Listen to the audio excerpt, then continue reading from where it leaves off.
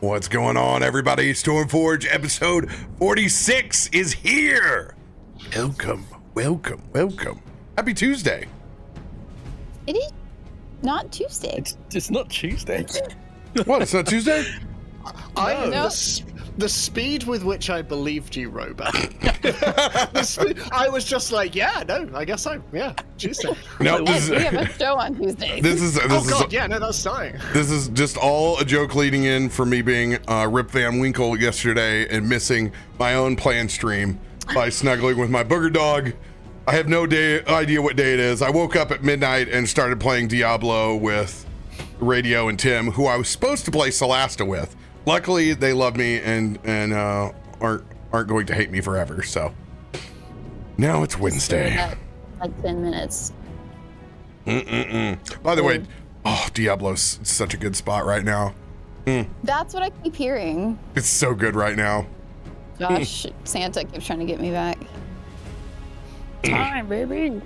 Is this what, Diablo 4? 4. Yeah, Diablo 4.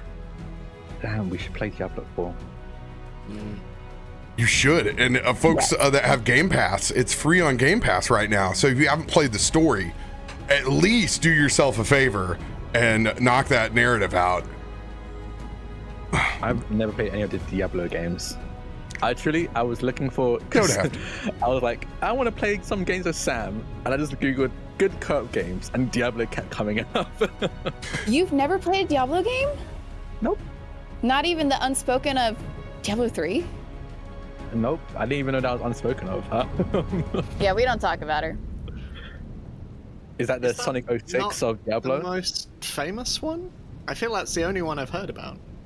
Honestly, truly, that's the only one I've heard about as well. Diablo 3, super fun. It was super fun to play with your friends. The real money auction house they put in it was one of the most insidious things ever created. Real money? Oh, yeah. Yeah, and then it just, I don't know, the story didn't hit as well, but my favorite game of all time is Diablo 2. So I'll educate you, Drak. Don't you worry. I didn't know you Stay were a while and listen. It's my favorite game, RoBear. What? What is your main? Yeah. What's your main? For Diablo 2? Yeah, Diablo 2. What was your old main? I actually really like doing a full martial assassin. Because Look nobody plays them. Yeah. And not a lot of monsters are immune to that. Don't do fire. Good luck playing. You know what? I'll show everybody. I sent this over for everybody that has come along on our journey over on Nerd Immersion's channel, where I'm playing another member of the Barley family. I made Bronson for this season of Diablo as a barbarian, and he's majestic. And now that I have this little workflow over here for 1,000 images, I can just pop this little guy in here. Yeah, this was fun to create. Here's Diablo 4's Bronson. We got ourselves some lion armor there. We got lying? We love it. We love a good Bronson barley. And yes, it's a paid cosmetic. I know, but it was on sale, so I did it. I didn't know that. It looks great. Yeah. Super fun. So playing Diablo 4?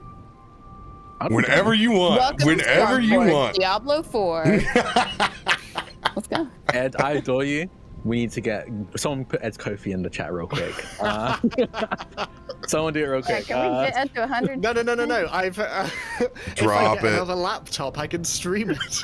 You get three laptops. So no word of a lie. My new work was like, hey, we'll get you a laptop. And my immediate thought was, great, I can add that to my setup. Mukappa, share the load.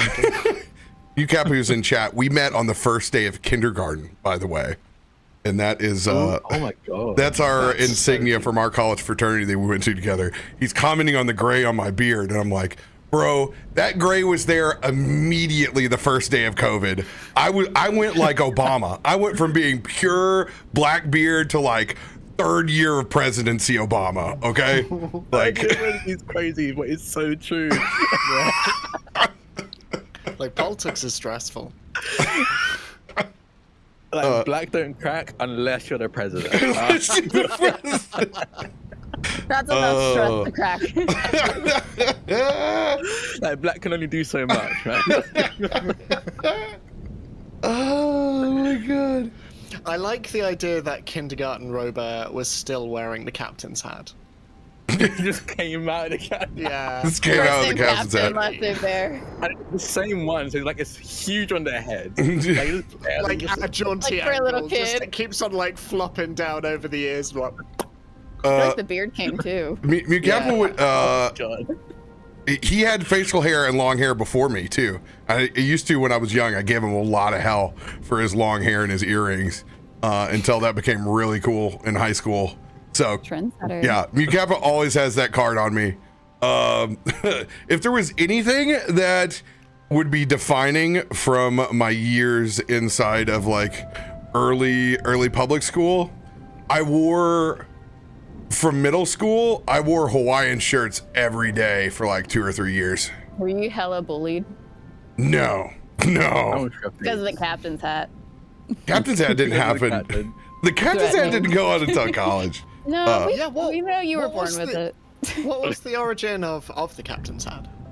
Origin of the captain's hat is a bachelor party in New Orleans, like one of my very first ones in like early 20s, and like the hat was like on our boat, so I went down and got it, and I wore it on a bout of drinking, and when I wore it, they were like, you just need to go ahead and wear that at the wedding, like just do the full yacht captain costume. So I did. Captain's hat. It was mine. It was just on the boat. I went down and took it off the boat.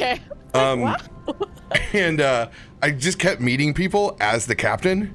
So once I had a public house, so like people would come in to the bar and be like, where's the captain at? So it was like, shit, I got to keep this thing down here. Like that's what they know me for. Yeah. So eventually I just ended up wearing it at work and wearing it everything. And that's just how it became the easier persona to meet. And it's really fun. Like you go on vacation, you're in some place that you don't know, sitting down at the bar with the captain's hat, you immediately can talk to the entire bar. Like it's a great device. My next character's backstory. Thank you. That's great. By the way, Mukappa, my nephew got their first yo-yo, and I was like, man, I wish I had my old, very expensive ones for them. But yeah, that's the origin story of that. It's not a stream gimmick. It literally is a life gimmick. I love it. It's attached. It is. I have to moisturize my forehead. It's that attached. It's big true. Who's got big announcements they want to let folks know about? Ed, you take it away this time. I've done it the last 2 weeks. Well, I don't have any big personal announcements just because I've been very, very busy recently, which also owes to my absence from this wonderful campaign. But over on Wounded Warrior Project, every Tuesday, we're currently halfway through the first season of our imagined next chapter of Middle-earth in the 4th Age. We have an incredible cast. We have Lexi McQueen, we have Becca Godsey, we have Critical Bard, we have Sam, we have Jasper William Cartwright. It is a very emotional, very beautiful story so far. It is, in short, exactly what I hoped inhabiting Middle-earth would be.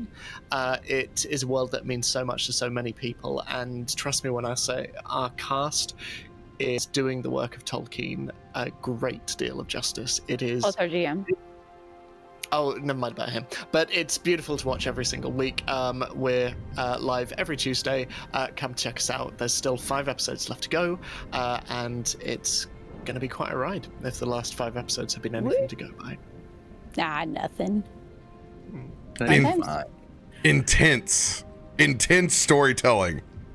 Oh, I didn't know we had tents. You made that joke last time, I feel. I know. Yeah. That's a good one. Yeah, no, I laughed at it. Speaking of Ed's Ko-Fi link, can we drop Ed's Ko-Fi link in here? I did. I'll do it again. Let's do it again. Yeah, I There love you it. go. So Spammed it. I think the reason it's not budged is because it's 69%, and I think all of us Yes. are too immature to push it over the edge.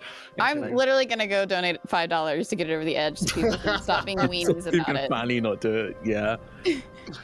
Just Like, think, this if is you the stuff guys that help Sam will bear fund for us.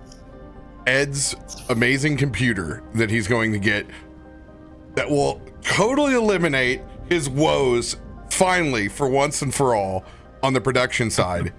Just think, what if it just happened to coincide when Ed happened to be here in the States for GCX, and Ed could just bring his carry-on and a check bag in, and we could get him even more computer for his buck here in the States. We got a couple of months away where we could totally make this happen. Think about I it. mean, Eric will things be there happen. too, and he builds computers. Let's get all the parts and build it in the hotel room. I want to hug Everett. That would be the most fun convention for him. He'd much rather that. God, I relate to that. I'll be honest. I get it. Like, my wife's Forget working. Leave me Universal. alone. Which I'm glad that you guys are going to Universal through that deal. It's something for me that, like, it's a hassle for me because I know me, like, there's no way prying me away from the pool for any point in moment from there. But getting to go to Universal for $85 is an absolute steal, and you need to do the Kong ride at least just for me. So, I love swimming. So, RoBear, I might be joining you in the pool pretty much every day. That will be my way of decompressing. Honestly, like the idea of a late night swim under the sky. That's where all the Forget it. D&D talks happen. You are going to love GCX, my friend. The pool, the pool con is open 24/7. Gotta get in con shape. We are in shape. Start with shower beers. That's where I would start. Shower beers is the place to start. Not everyone's built like you, RoBear. The best con shape, in my opinion, is round. We just start rolling in. We were rolling. I will also say my announcement. The same thing I said last week. Tomorrow at 8 p.m. Eastern over on Stellar Luna channel, we're going to be having the premiere of our City of Mist miniseries, Fair Omens, where we play a bunch of ragtag people who are connected by some mythos, some legends. All of ours are specifically related to the stars, so this is going to be very fun. But yeah, we're gonna deal with an issue. We haven't been told what the mystery is, but we're going to be noir detective essentially, and you can check that out on Stellar Luna channel at Stellar Luna, STELLALUNA on Twitch, or you can check them out on Twitter, same name but with TV at the end on Twitter. But yeah, my character is a gang leader but calls himself a community manager, because gang leader is just so confrontational, so aggressive. He manages the community. And we've got a bunch of other incredible characters that I don't want to spoil their characters or concepts. Is this the Benevolent Association of Portsmouth Square? No, it's Fair Omens. That one we already assumed that one earlier this week. Earlier last week. I only have your cards named as Fair Omens, Round 3, Benevolent, and Brilliant. I'm like, okay, is he going to give me a context clue? Is there going to be a context? No, I don't have a context clue. I don't know which one it is. Yeah, Fair Omens. Fair Omens is that one. Again, on Stellar Luna's channel on the 9th. Is that 9th? The 8th of June and 15th of June would be Our Brilliant Ruin. Which I think is the one that you linked as brilliant on your OBS files. Is going to be a kind of Victorian Edwardian era with some steampunk plus the apocalypse. The world is ending and we know it, and there's nothing we can do about it, so we're living life while we can. That's essentially the kind of premise and vibe of it. So check that out on Stellar Luna's channel, also at 8 p.m. Eastern on the 8th and the 15th of June. I'm also going to be on Unprepared Casters Twitch channel on June 8th. I think that's the one that you named round 3, because I'll be round 3 of a 12-hour stream over on Unprepared Casters with a bunch of incredible TTRPG performers. I think we've released all of them. We've kind of named all of them, but you can check them out on Unprepared Casters on Twitch. And we're going to be raising money for the Trans Lifeline. It's going to be a 12-hour stream where everyone plays the same characters, but the first round everyone plays one set of characters, and they level up from donations, experience points, and everything like that. And the second round, new people take those same characters where they left off in the story with the new levels, and continue that throughout the 12 hours. It's going to be a lot of fun. We're playing all the NPCs, all the favorite NPCs of Unprepared Casters campaigns. So if you enjoy Unprepared Casters, if you enjoy the NPCs and you want to see how they're played by a variety of different people, check them out on Unprepared Casters on June 8th for that 12-hour stream. And yeah, that's everything, I think. Also, a quick note, right after your show tomorrow, basically, it should end roughly around the same time, you can come back over here to just CaptainRoBear for super excited. Yeah. I wasn't quick enough there, but I tried. You got me to laugh.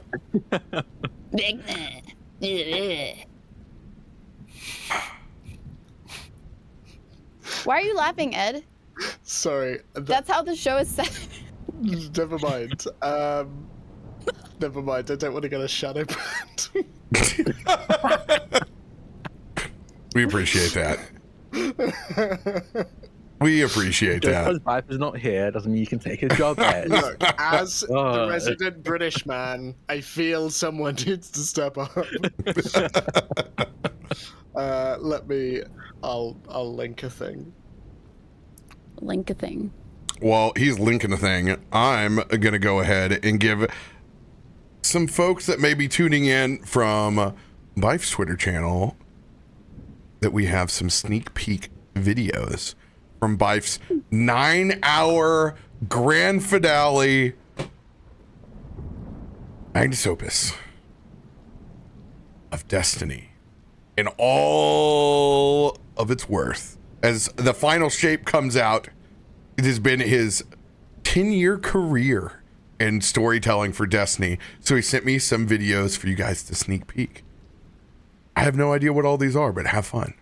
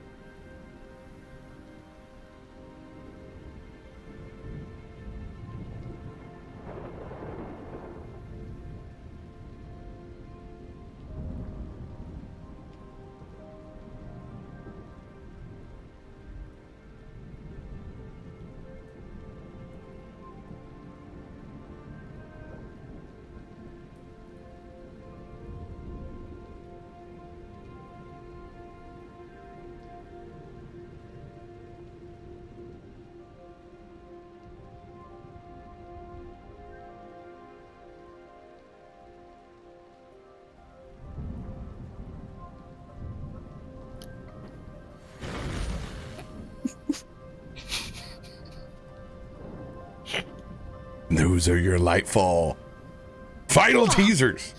Oh my gosh. Good job, Bife. We miss you, buddy. We miss you Thank you. so much. We're going to make sure you have a So minimum good. of 15 kids, okay? Don't worry, no more, no less. The I Hister will be Faust fine. plan.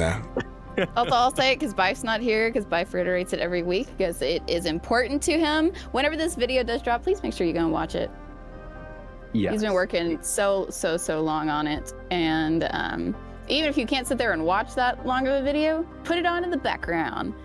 Yeah, let it eat. Yeah, and then repeat it. Put it on a loop. That's fun. He's got multiple intermissions. Oh yeah. That's thoughtful. Gorgeous Bife. I cannot wait to see it. Any other announcements before we get into the thick of it?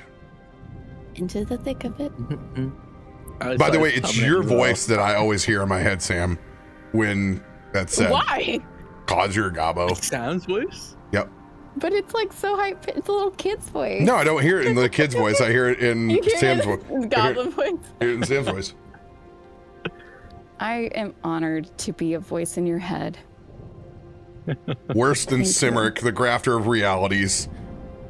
Who's that? Sam, the master of puns. Oh god. I'd rather face Sam the Master of Puns as a bad guy, I think. Cimric sounds... Oh yeah, put me up there with Jan Sieben. Even he's ready to throw me out. This is true. This is true. All right. Picking up where we left off last session. Our adventurers splitting off in different directions after meeting once again with Headmaster Warden Alan Kruger, trying to form a plan on the rest of the anomalies, seeing them take up new positions after eliminating the one with the Skywolves. They have now positioned themselves in the four corners of Stormforge, departing back to finally get a well-deserved long rest.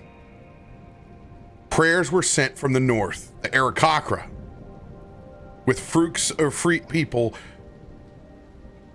praying for a resolution. But unfortunately, those prayers have gone unanswered.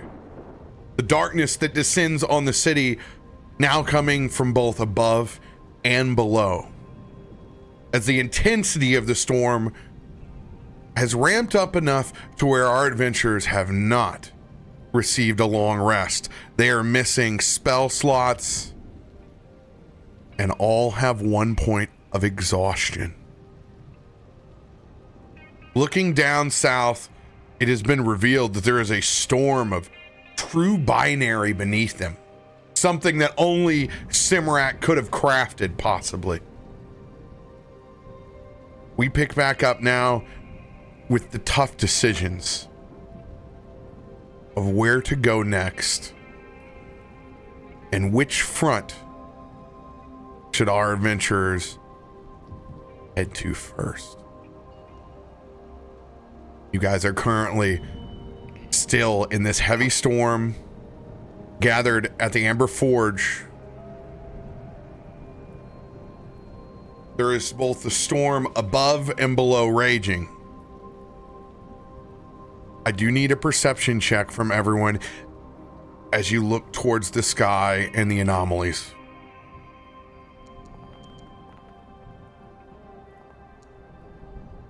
22. 25.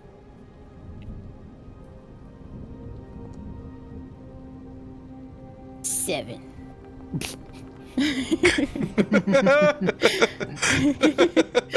I'm keeping it. 7. Whoa! 27 for Kaivar, 26 for Farouk, 25 for Kallisto, 22 for Myshkin. The first thing that you notice in this swirling storm is that the new positions of the anomalies, one of them has positioned itself above the Warden's Lodge. What? You can see there are bits of rotation and funnelish clouds that are beginning to descend on the upper skyport, where you know Usa, one of your fellow wardens, has been attaching multiple lightning rods.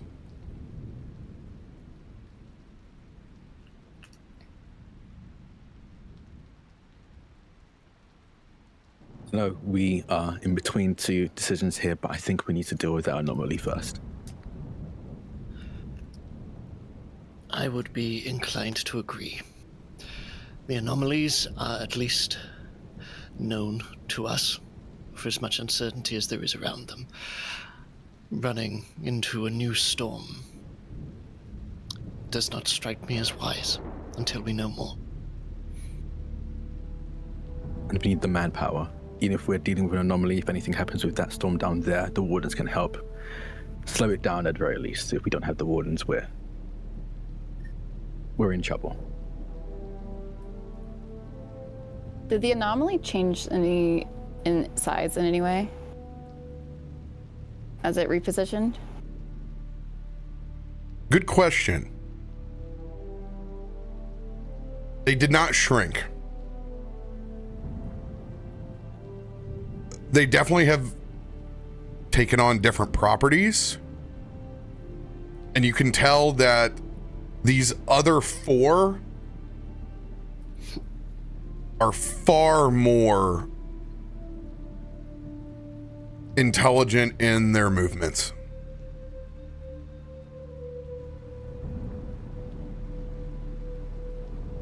Yeah, I'm on board. I don't think we should waste much more time. Okay, let's get moving. Seems like a very strategic attack. So let's deal with that first. Where's Farouk and Kaivar? I think Kaivar's with us, and I think Farouk is too. They're the one who met us to let us know that the scouts couldn't do anything overnight. Kaivar is underneath the awning by the Amber Forge, kind of sheepishly taking everything in. There is another spot that Kaivar has noticed. Observatory. It also appears to be under attack. As he points out, on the opposite end of the city, a place that you all have never ventured to because it's part of the greater academic state, but there is a massive observatory to the east that one of these very similar sinking style funnel clouds seems to have positioned itself above and has lowered itself enough to where you can no longer see that telescope anymore. Completely covered in clouds.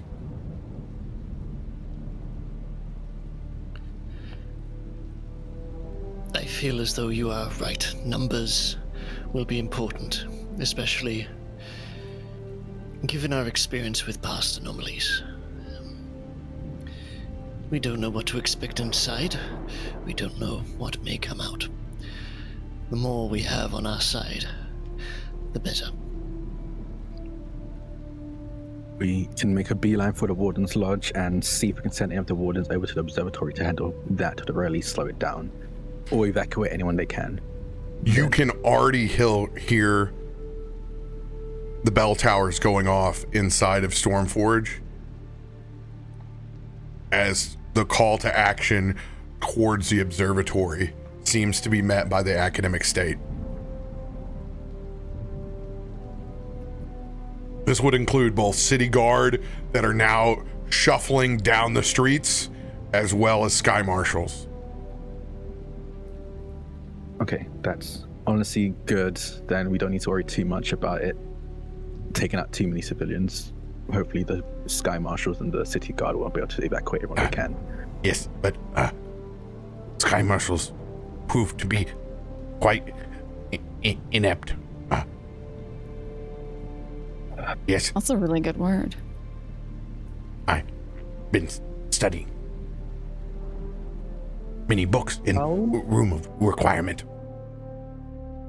Trying to learn to be, quote, a Chad.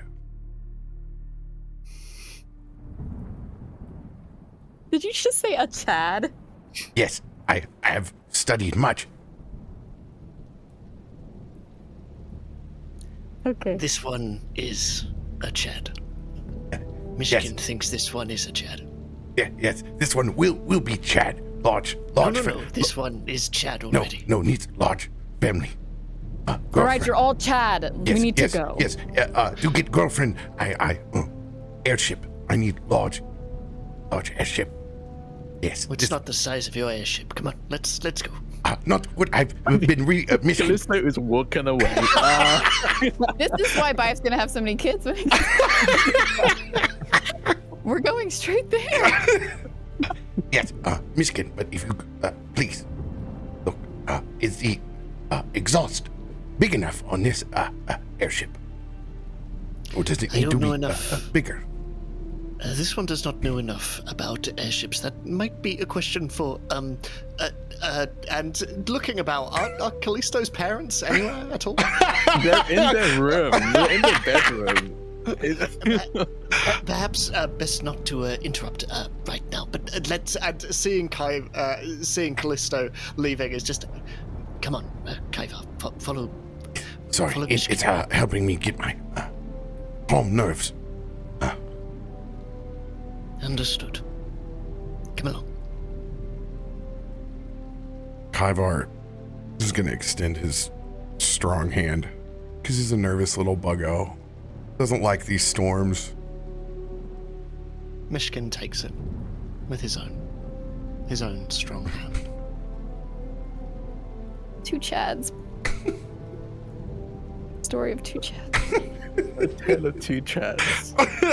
Stormforge, tale of two Chad. Chads. Pronounced Giga Chad.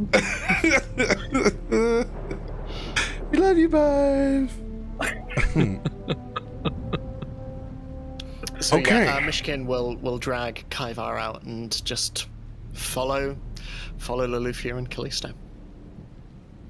Yeah, I think unless this is obviously if anyone has another idea or doesn't like this idea, please say. But I think the plan is to go to the Warden's Lodge, get as many of the Wardens to go help with the observatory, and we're going to deal with the anomaly in the Warden's Lodge or above the Warden's Lodge. Yeah, I think that makes sense.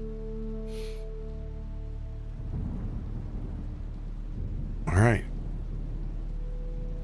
Just to recap, currently, you guys aren't in the greatest shape that you've ever entered potential conflict. Loluphia is at exhaustion 2. That's disadvantage on ability checks and half speed.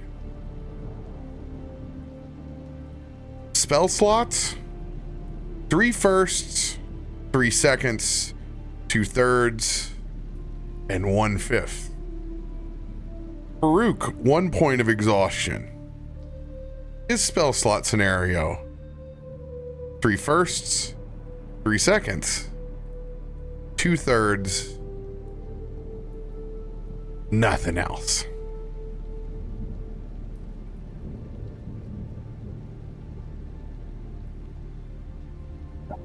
Yeah.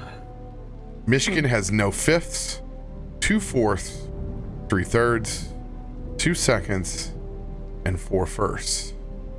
You guys always get your full HP back on a short rest, but if you were to go unconscious, you're going to start to get in a very bad way. You guys are tired, but you know what you want to do. Is there anything that you want to RP as you guys gather your gear before you begin heading towards the Warden Lodge as fast as you can in your current state?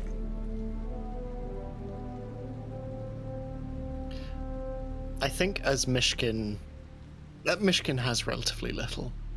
He has no real clothes to speak of. Still, he has only his satchel and his spellbook. But as he goes through his belongings, he sees once again the Blade of Second Chances just lying there, sheathed. And as he looks at it, just placing his fingers around the hilt, and feeling there is no turning back. Just briefly, while there is calm within this storm as everyone else is gathering their things,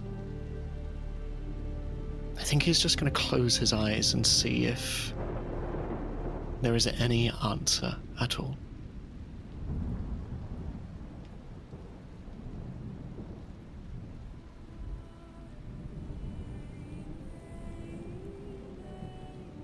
All right.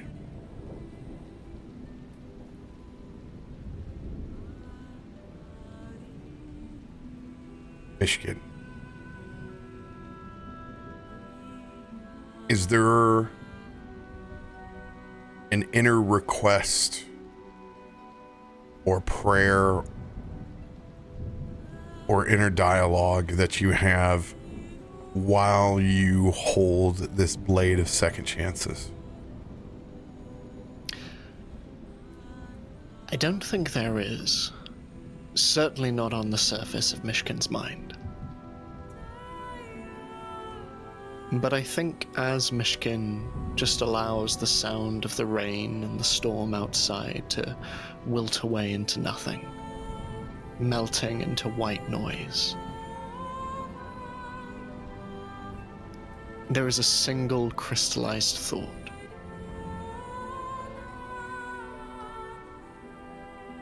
Don't let my family die.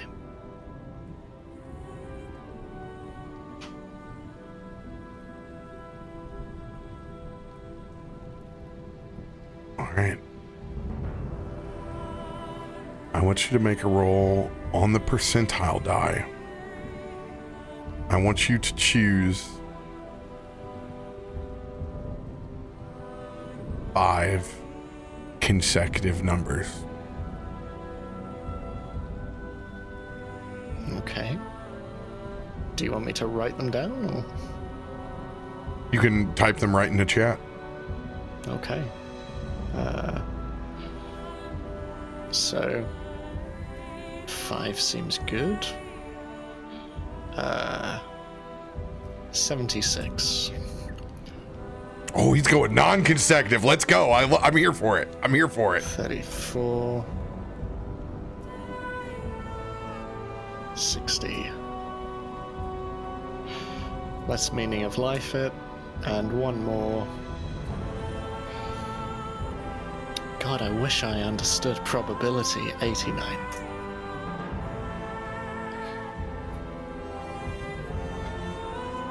Unfortunately, you don't know regular math either. You're going to have to eliminate one of those. You got 5 consecutive numbers. I was here for the meme, though. I was like, damn, he's going to try to sneak one in there?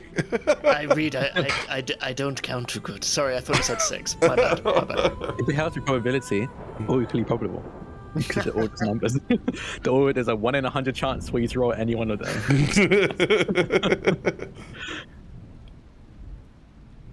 All right. Go ahead and make that fateful roll. Okay.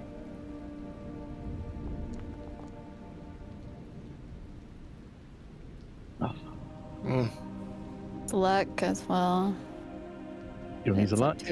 Yeah, go on. Let's use a yuck. A yuck? Let's use A yuck. Use a yuck. I'm feeling yucky. You feeling yucky, punk? Oh. Dude, it's been on the 80s on that percentile die. It did it to you too. Interesting. Yeah. Next time. That's why I usually all try 80s. to do high 70s up. It seems to, I don't know, it gets stuck there. Myshkin's grip just loosens a little on the sword, not really knowing what he was expecting, but he hooks the sword over his satchel and makes his way to the entrance.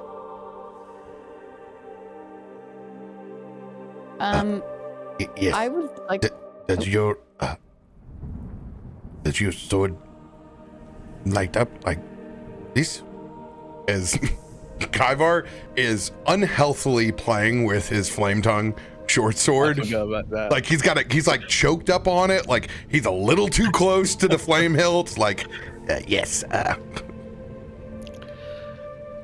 Not For today. reference, Kallisto gave Kaiva, and I think Sam, gave Loluphia flame tongue short sword. Oh, that's right. They don't have any, Oh yeah. They don't have any spells. Just in the case they need to inventory? swing a weapon instead of shoot a spell, they have that. Yeah. Also, I would really like it if Lolly, noticing we're going out again, and Myshkin is naked. He was wearing more relaxed robe-ish material before, right?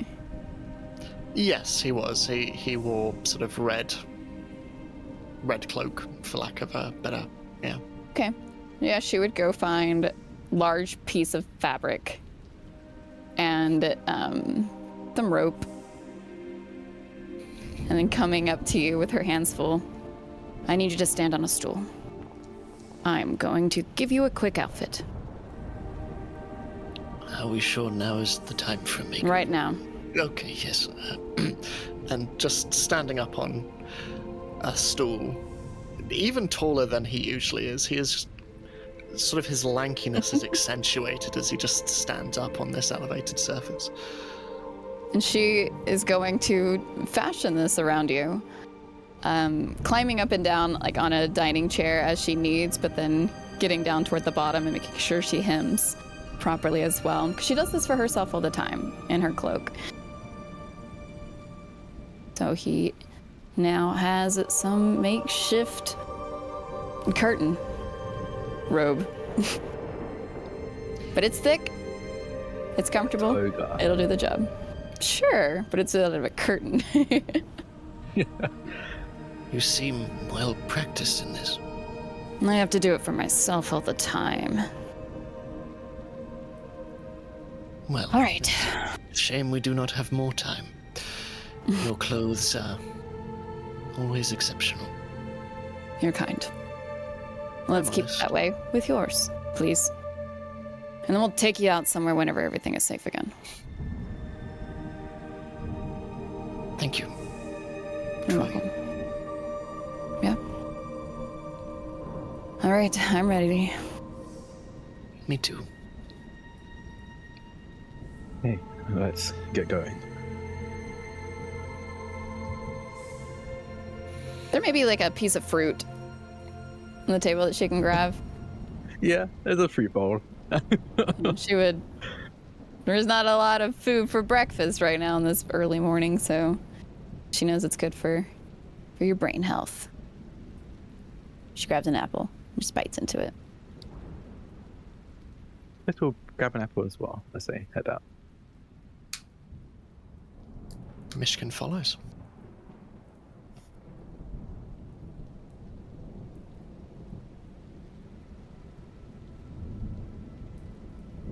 While I was adding the flame tongues onto your sheets, I accidentally put a flame tongue rapier on Loluphia, but I like that even better. I Because- think it is on Sure. the It's a finesse. It's very, very More lolly. delicate. Yeah. But I had to test it, so I did a little quick private roll.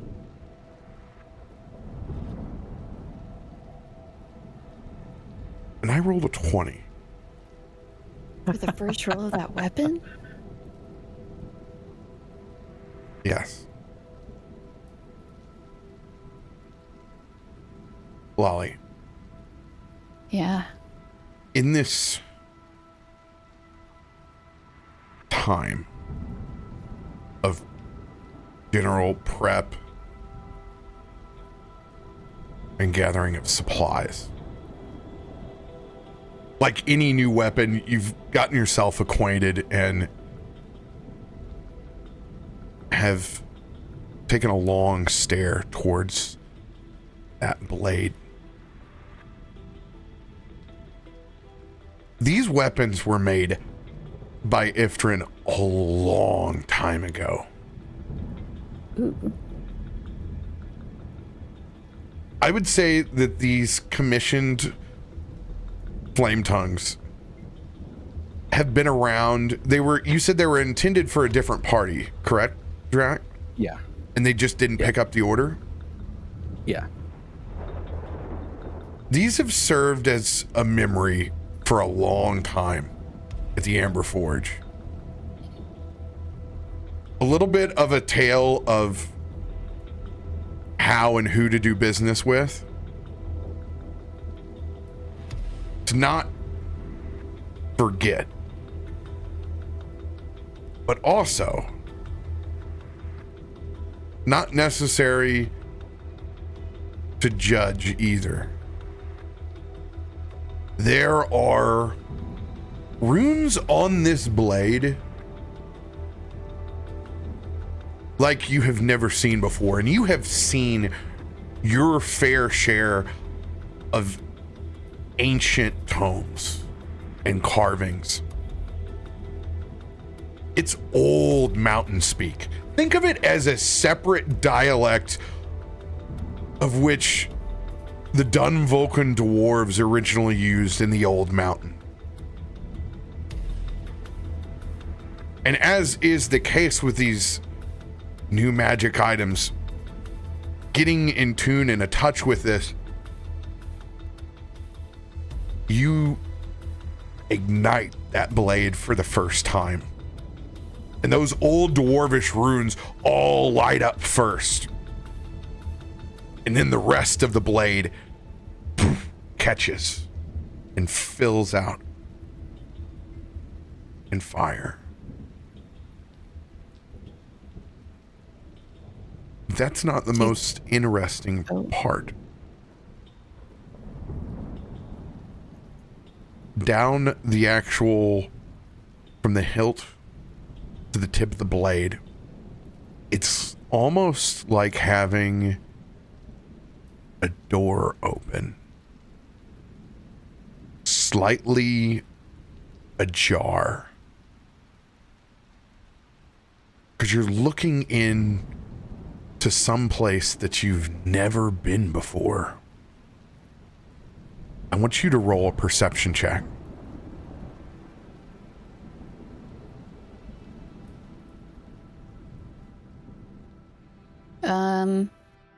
Do we have an advantage? Yes. We have 8. Would you like to use one? Yes.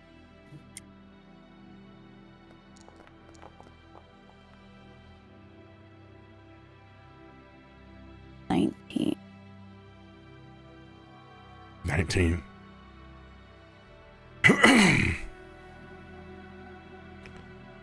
Roll a corresponding history check as well.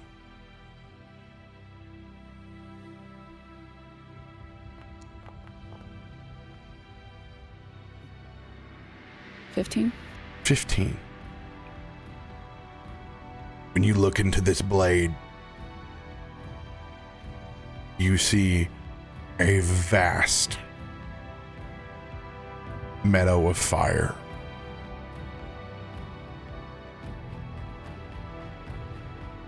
There are things that you see through this crack that are of pure elemental fire.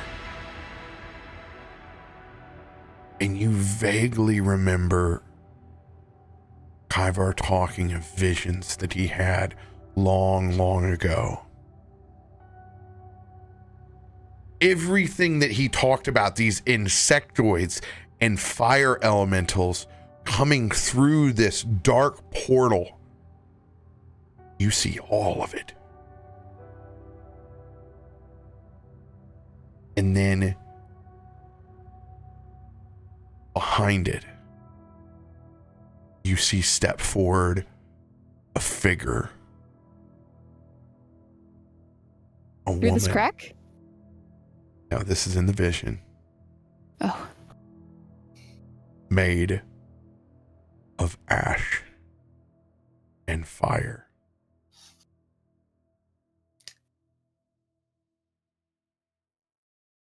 And then that vision fades on that flame tongue as it goes back to just the flames. In her hand. Her hands are fine, holding on to the blade normal. There's just no longer this window into the scene. You barely remember Kaivar ranting and raving about his visions of a portal to the plane of fire somewhere under the mountain. This is the first time you have seen it. It's as if the runes of the old mountain call out to you.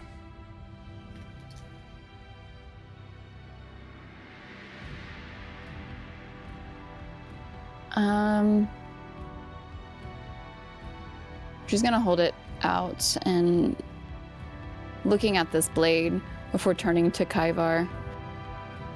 Kaivar, when was the last time you had a vision? An old one. I always having visions. Do they change? Or are they always the same? No, they can change. No, not all change.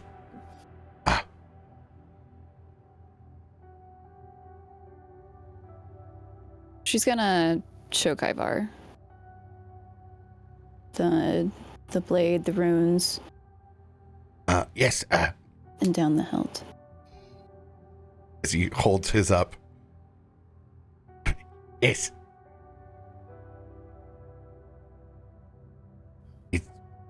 Are they doing anything next to each other? There's Okay. no vision inside of his. Well, here you go. I have to make that roll. Just like I did yours. I'll Oh, put this on public. no, what? No, I'm not manifesting that.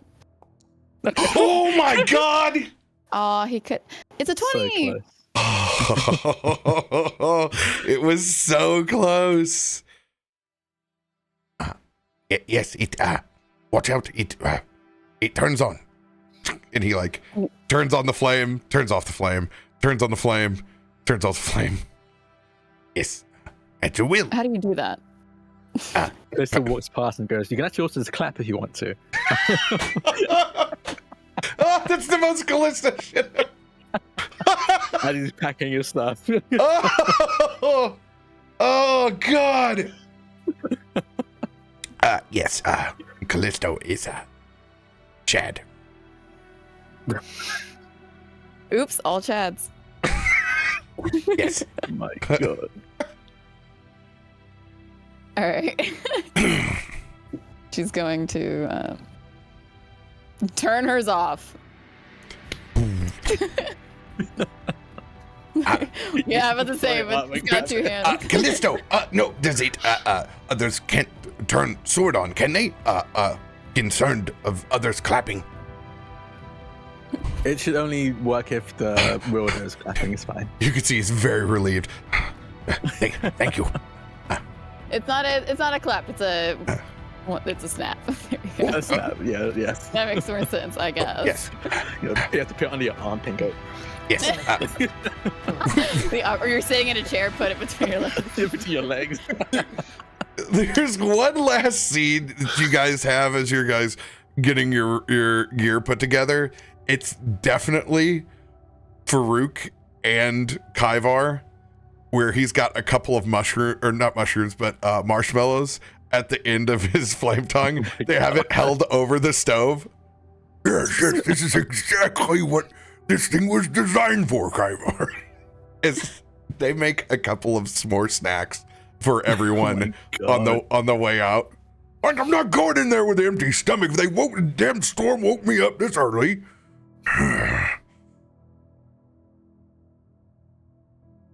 He wraps them up. And he casually, while we're walking, like, make sure to get to up to everyone's speed, and like not so sneakily like slides the little parchment paper wrapping that he's put in here. Everyone needs a snack.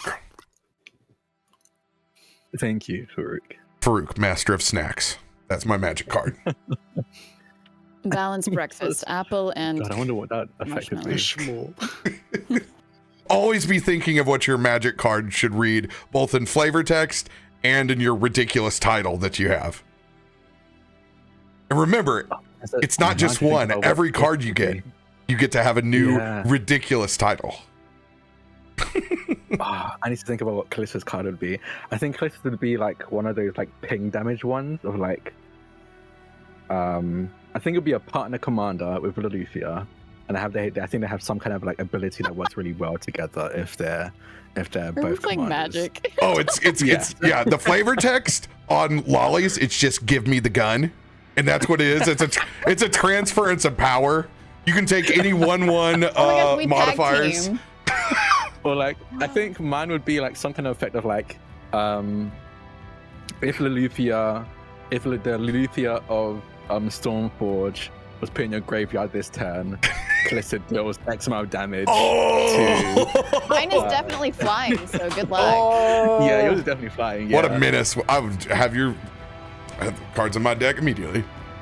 If Myshkin enters the battlefield, all damage against Loluphia is doubled. Oh my god. Specifically that commander. Oh my god. It's a liability having the Myshkin card on the table. Frankly.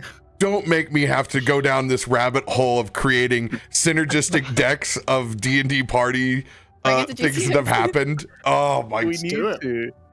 How How cool, cool would make that be to proxies of give? them. That'd be fun. What if you had Right? those? Like you could give them out. Like you have a full stack of them. Like There's like Etsy creators. Obviously, they're not official, but we can make oh my god. Yeah. things happen. Rabbit hole of rabbit holes. What's Toph doing down there? Anything In the else? graveyard. Oh my god. What? I gotta go.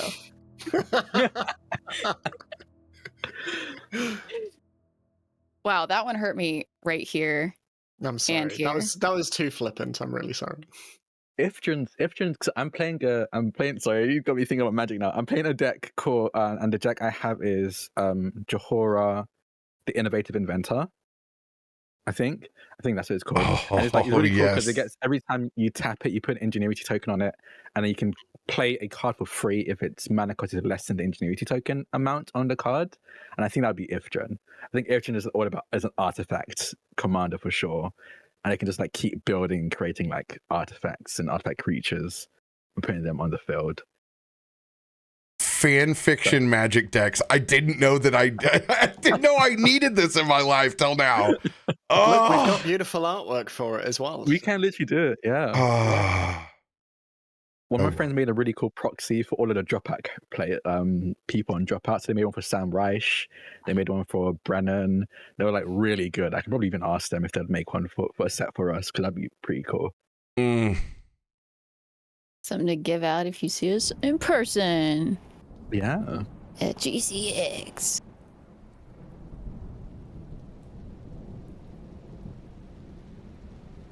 All right. You guys begin the march towards the Warden's Lodge, watching the cloud descend further and further until you can barely see the skyport separating from the anomaly.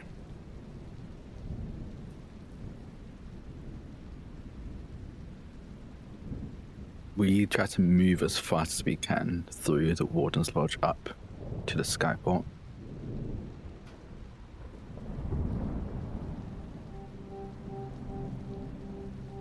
Okay. I'm going to clear previous concentrations and bless all these goodies.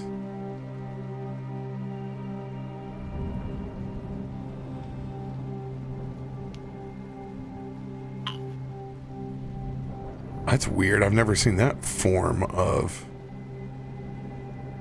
active effect concentration.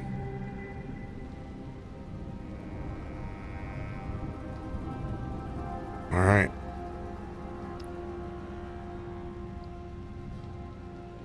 Question for Keeper of the Cards. Yes. Do we got a fat stack of chargers in there? Not huge. We only have 9. Yeah, we do have chargers. We have 9 chargers. Go ahead and burn 5 of them. Okay. I'm going to let you all pursue this lead as fast as possible without taking a point of exhaustion. You can thank the community for that one. Right? What's that? Is that kind of being spent so we can't use it again? Yes, those are going to be gone.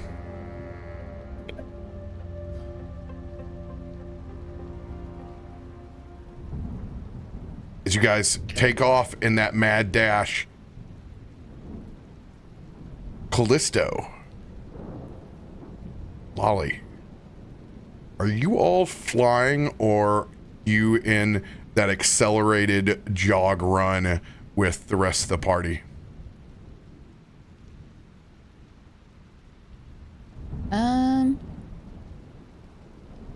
I would say she's flying. I think Kallisto's flying with a jetpack as well.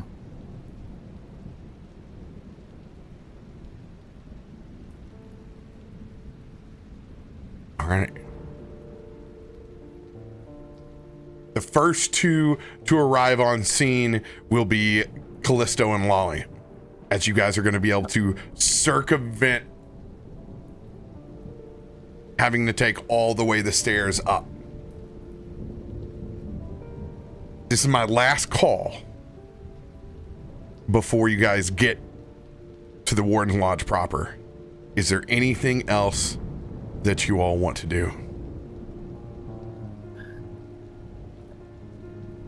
Okay, I'm gonna try. I'm gonna do it. I was thinking about it. I'm just gonna try and do it.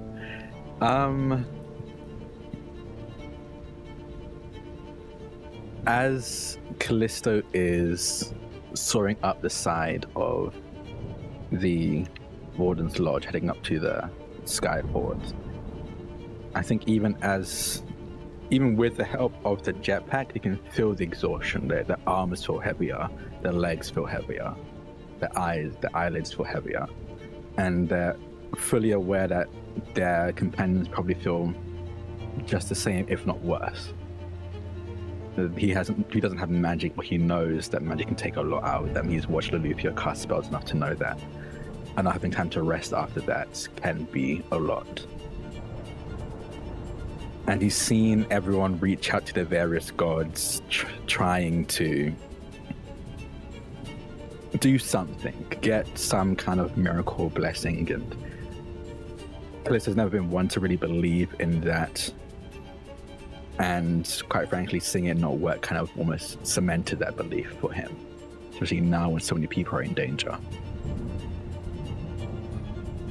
But he does understand, he's always understood that there was something else with him. And it all is his origin, as far as he's aware. It started with his arm, that burning magma that's within him, that's always been within him. Even with his arm containing it, it's still there. And he wants to reach into it, especially after seeing his tale be attempted to be told through Kaivar's book. He wants to see if he can reach within himself, within his very core, and see if he can pull any kind of boon, any kind of power from within, and see if that can help with the others. And I would like to, without it being divine, because I don't think this is a divine source, I don't think he even knows where this source is, but can I use the divine intervention we have, the card we have, try and help. We only have one. Take it. You have to be very clear with me what you think Kallisto is trying to do. That's the most important part. Yeah. Is Kallisto attempting to believe in something that he's never believed in before?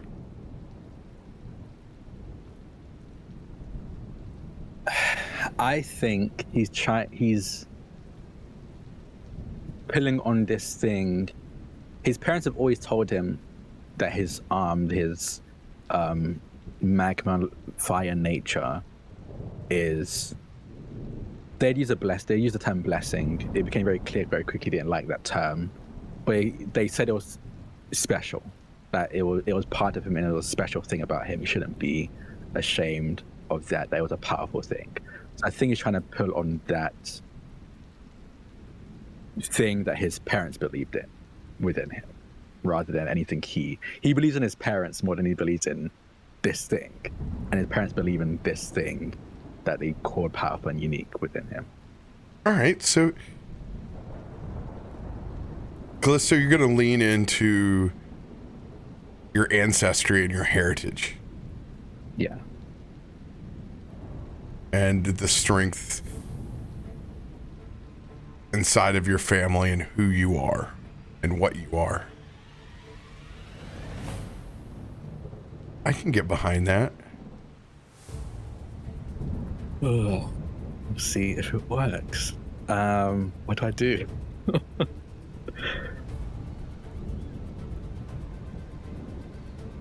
going to make a roll on the percentile die. But you're going to make 2 different rolls. Okay. One of them is going to be on Kallisto's beliefs of your family and your heritage. And that's going to be 5 consecutive numbers. But you're also going to make a roll that's divine. And you're going to choose a separate 10 consecutive numbers. Oh my god, okay. Oh boy, okay. Okay, I'll go for okay, let's do the heritage first. There will be no luck on this roll. There will be just one straight roll with 15 different numbers. 5 on one side, 10 on the other. Okay. This is one roll, but okay. Okay. I'm gonna go with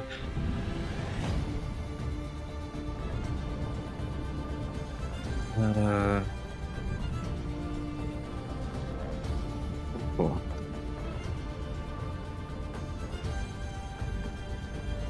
This is 5, 56, 57, 58, 59 for heritage.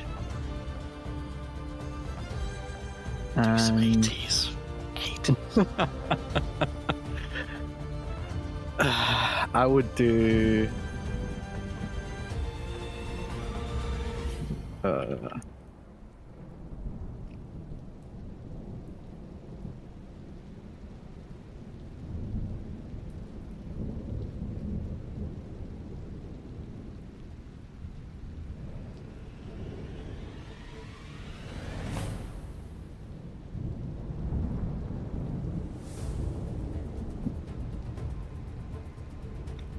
The weight is stressing me out. I'll do the 80s for divine. Yeah. It better ring true this time. Okay, let's see. Fingers crossed. Let's see.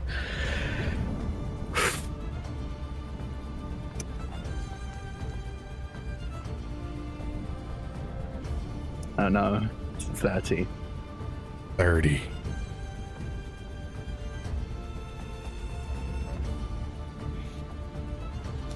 Kallisto, I don't think I have to put words in your mouth that you think this entire thought process you had was stupid and a waste of time.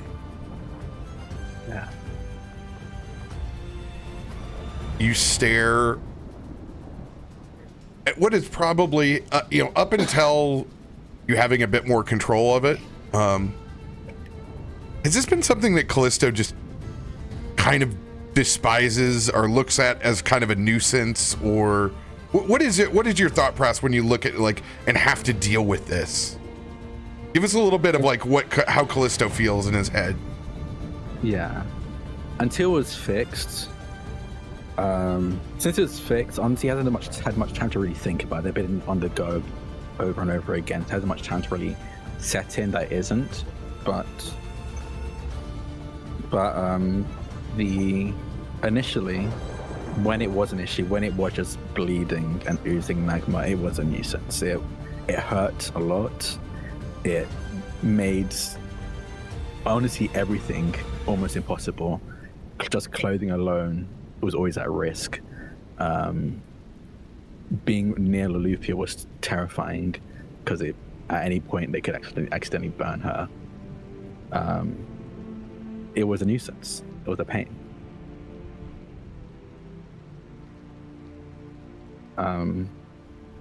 So looking at it now as if it's some kind of blessing in disguise, hoping that it was some kind of blessing in disguise, makes him feel. He just clenches his jaw and kind of. He's annoyed with himself that he got that desperate. What's the matter? To reach for a thing that doesn't exist. What was that? Kallisto, what's the matter?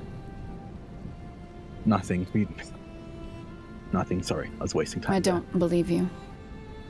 We don't have time to talk about it right now. All right. Lolly, insight check.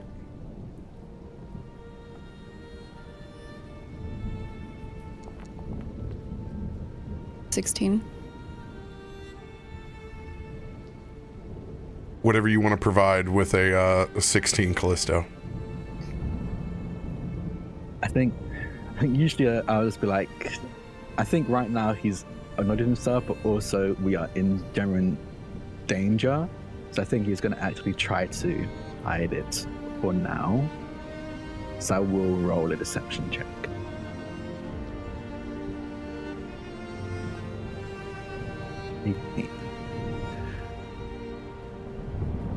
All you see is that he is focused on this storm and trying to see what he can see from the eye of it.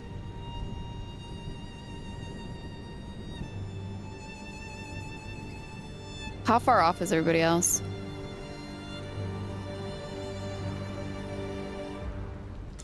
I'm about 10 or 15 feet back.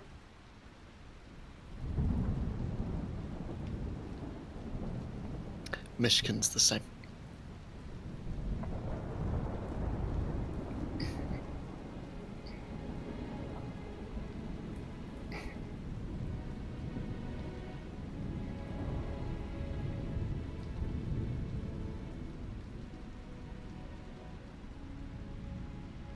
I would try to look through the storm to see if I can gauge anything. If I can see anything, any movement in there. Whether it's friend or foe.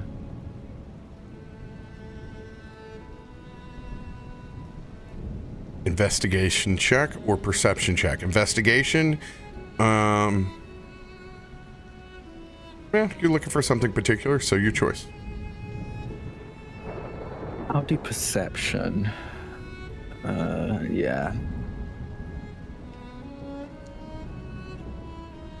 Oof, nat 1. Cloud cover is just far too strong to decipher anything that you need. Do I still have that innate ability to see through storms? Oh That I did yeah. with Pathfinder? Could she, not knowing what he's exactly looking for, but look up and see if she can see anything that would click with her? Go for it. You need to make your spell attack. Okay.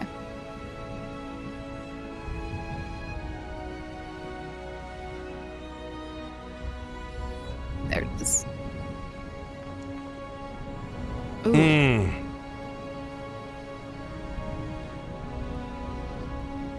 I'm not gonna worry about it.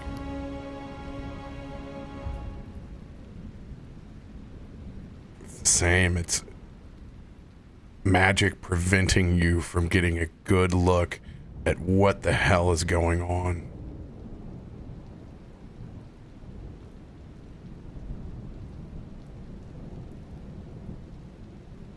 You're going in completely blind. Cool.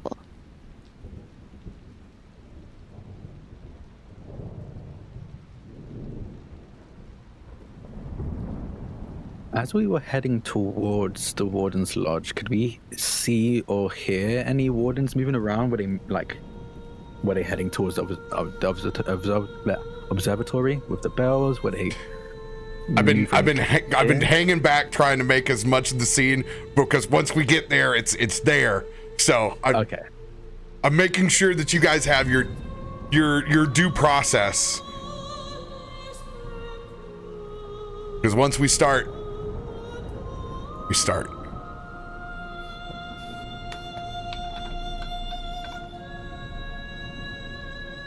I don't have anything else. Yeah, me neither. Save for following Kallisto and Loluphia. I think Myshkin is just trying to keep pace.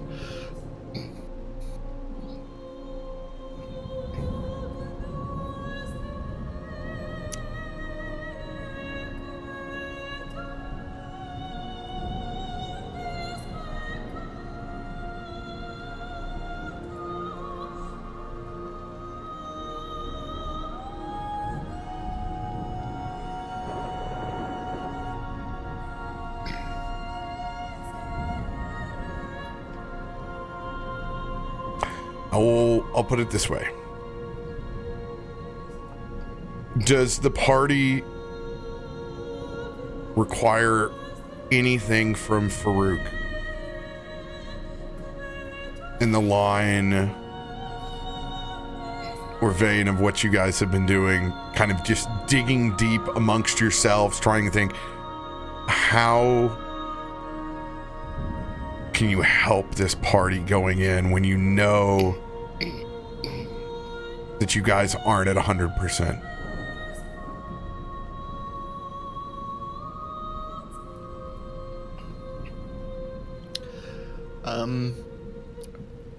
Honestly, probably just making sure that if he has any spell slots for mechanically any healing spells, that's probably going to be Most useful once we get in there.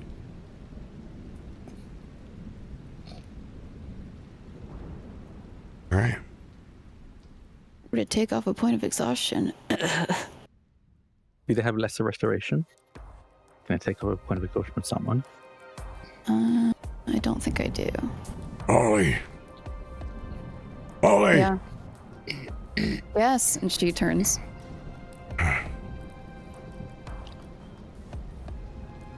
Is it?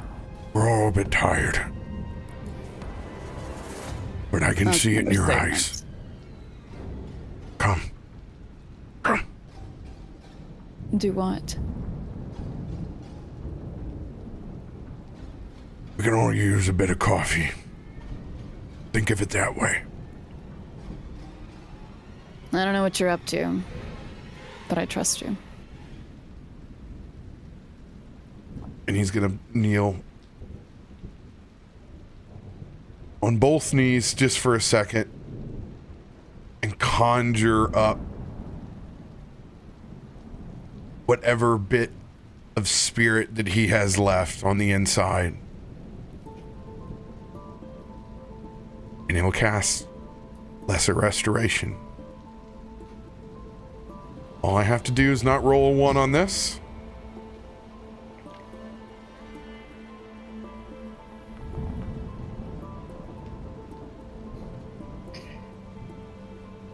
Third level spell. Actually, no, lesser is...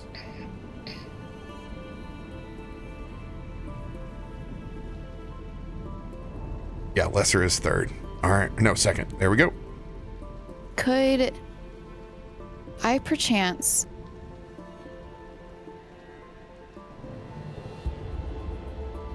Lolly would place her hands on Farouk as he's doing this and just close her eyes, and he could feel her gentle, like, not even a touch, but that pocket of air between his flesh and her hands, as I would like to help twin spell this.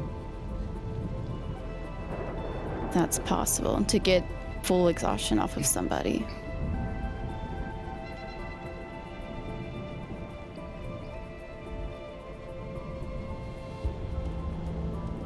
Roll a spell attack with advantage, Loluphia.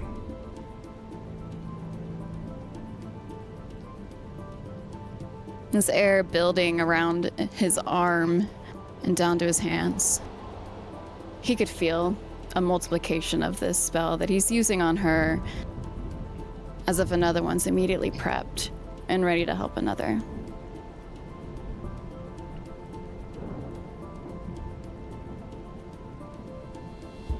This enhancement, this bit of divine energy from the both of us emanates out. You guys, you can feel it. It's like a welcome bit of sonic bass that hits your chest. For once, it's not the storm that's around you. It feels like it's coming from the inside. With using your meta magic and a 30 on your roll, everyone remove the exhaustion from your character sheets. Lolly, because of restoration, you can take the second piece off.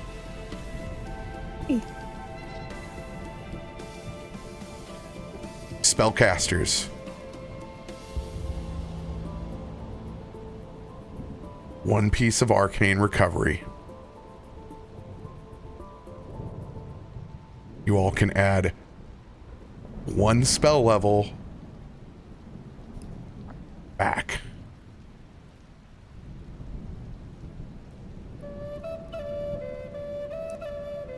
So you can take a 5 if you don't have one.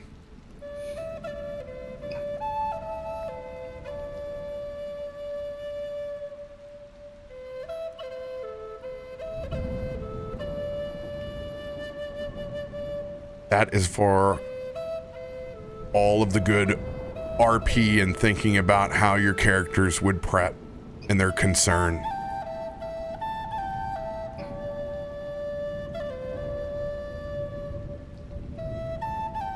Farouk is going to stand back up. Lolly pulls away.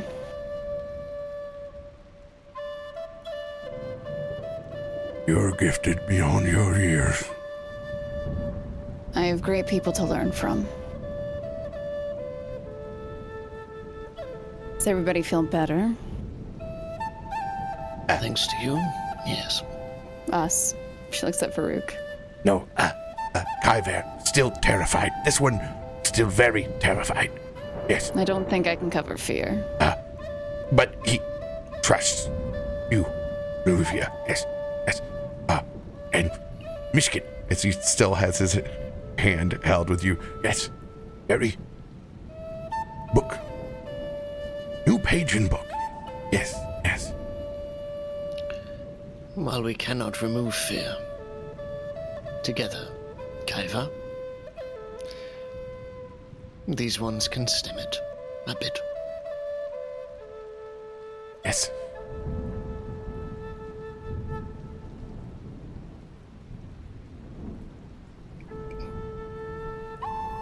So, into the breach? Yes.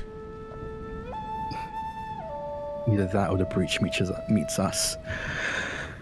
All right, I've added a 4th level spell back for Kyvar. I forgot that he has points in Rogue. I forget this every time. I'm like, where's his 5th level spell? You can't take life away from I rogues. have in common. They're both rogues. Maybe I should have given him more credit when he was fumbling around with that flame tongue. I'm sorry, Bife. I They both apologize. have a strong hand.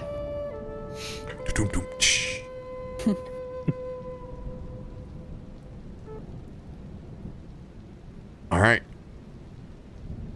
As you guys rapidly approach the Warden's Lodge, you guys begin to see all hell break loose. The first person that you see as you guys run up to the scene is actually Kelthud.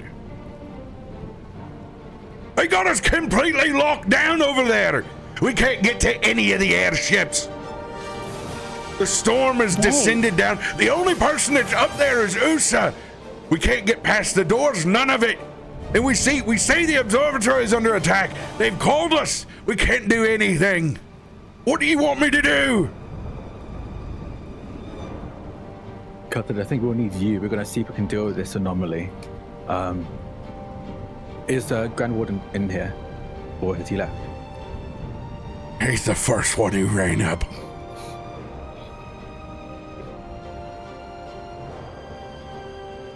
Okay. What we need, send, if you can, Kelthud, before you join us up there, send as many, not too many, maybe 4 or 5 squadrons of wardens to go to the observatory by foot, or at the very least help people evacuate who are too close to the observatory. I'll do my best, but they're all all we trying can to ask. get up there. We'll try and handle that. But right now, the Sky Marshals and the City Guard are the only ones tending to the observatory, and no offense to them, but they're not built for this kind of... You're right. You're always right. Yes. Okay. I'll do my best. Ian! Let's get to work. And he's gonna run and take off, and as he kind of turns around, he looks back at the rest of the group. And I swear to the gods, if you don't come back down from the top of that skyport and tell me what the hell's going on alive, I'll kill you myself. Don't worry, Kelthud, you can't get rid of us that easily. You also can't kill us that easily. Blast it! He just throws down his wrench and takes off in a dead sprint with his little feet back towards the lodge. Fred Flintstone. Starting to go. From where we are, is there any hint at all as to what awaits us? It's completely shrouded in the anomaly. So we tried to see. And the anomalies scale. They get harder and harder and harder to figure out what's exactly going on. And you guys have to get all the way up to the top of the skyport. How do you guys want to do this? I think immediately,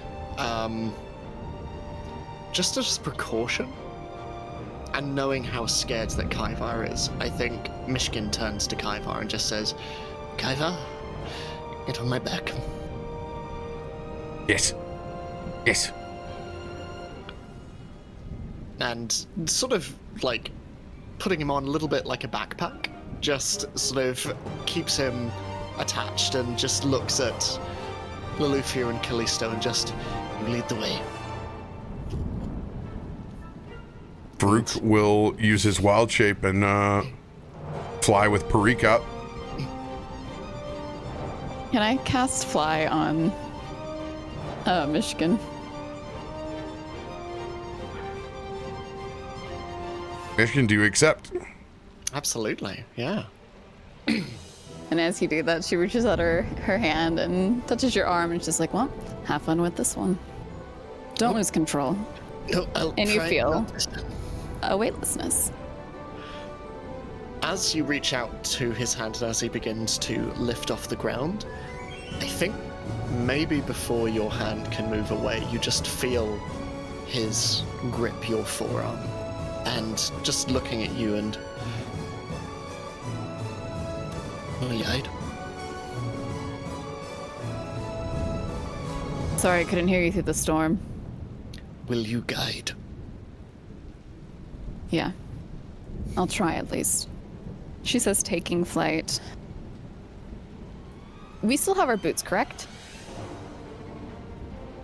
Yes, you do. Oh, cool. So we can activate those when we get up there as well. But yeah, she would lead in the least dangerous path that she could to get up to this anomaly. All right. Speeding towards it. You guys can see as you fly up and past the lodge, just the different layers of chaos and like rucksacks being thrown over. Like some people are beating on a couple of old jetpacks. Some people have their shit put together and they're like taking off towards the observatory. It is organized chaos on the different levels of people unloading. There's several of them as like they walk out and hit like either a balcony area or whatnot and see you all go up. There's several salutes that come across as they see you guys take off and up into the anomaly. I'm gonna let you guys go take a quick break as you guys crest into the cloud. Oh boy. This is horrible. Thank you for getting rid of our exhaustion. This is horrible. Yeah, you guys did it. You guys dug deep. I was trying to RP with Kallisto, and Drak was like, "No, Sam, we're not gonna roleplay." I'm sorry. Like, oh, okay. I don't think after that, and I think after this maybe, but like in this moment, he feels so. I hate that you didn't get your roll. I hate it. I hate it so much. Everyone is waiting for the corner to be turned to be like, okay, Kallisto can finally start to get over it. No, it's just he just doubles down on how stupid this is. That's why I wanted to roleplay. It's like, no, I want you to grit this, Drak. It'll be so good. I'm sorry. I think it just Kallisto's in a business headspace now and feels dumb for thinking At least it's anything being else. selfish. We have other teammates to think It was a about. 15% chance. We Yeah. Kallisto has his business socks on. That's how you know it's business time. Baby. I don't know what you're trying to say. You're trying to say it's time for business. It's business time. Ooh. Next, you take out the recycling. That's not part of the foreplay. Very important. Very important. And then we brush our teeth, which is also not part of the foreplay, but it's very, very important. Shika shika, shika shika, shika shika. you two on fire. No. We're very wet right now in this game. No fire. Right now that Ed's gone and he can't hear us.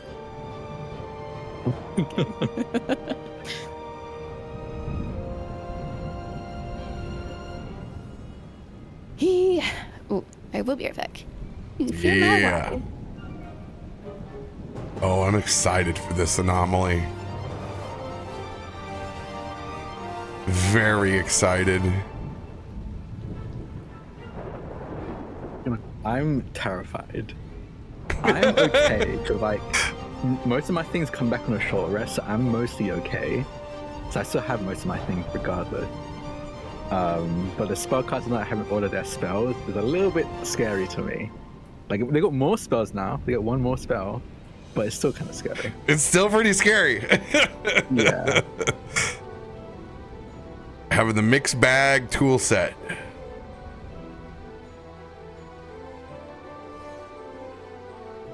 Yeah, I'll bring it back around that roleplay, but I do think Kallisto feels dumb and he's embarrassed about how dumb he feels, and he doesn't want to talk about it right now. I totally get it. Totally get it.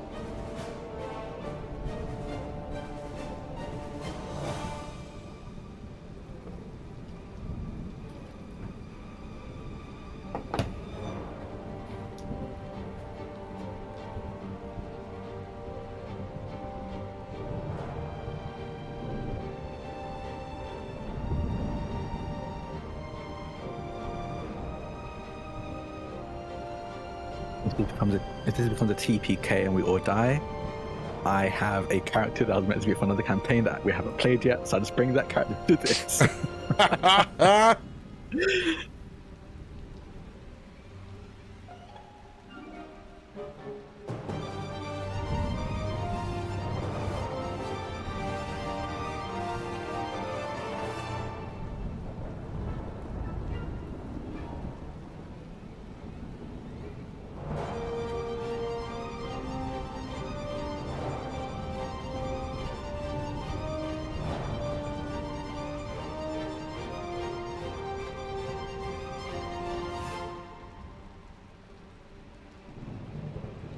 What do you think, chat? What do you think's in the anomaly?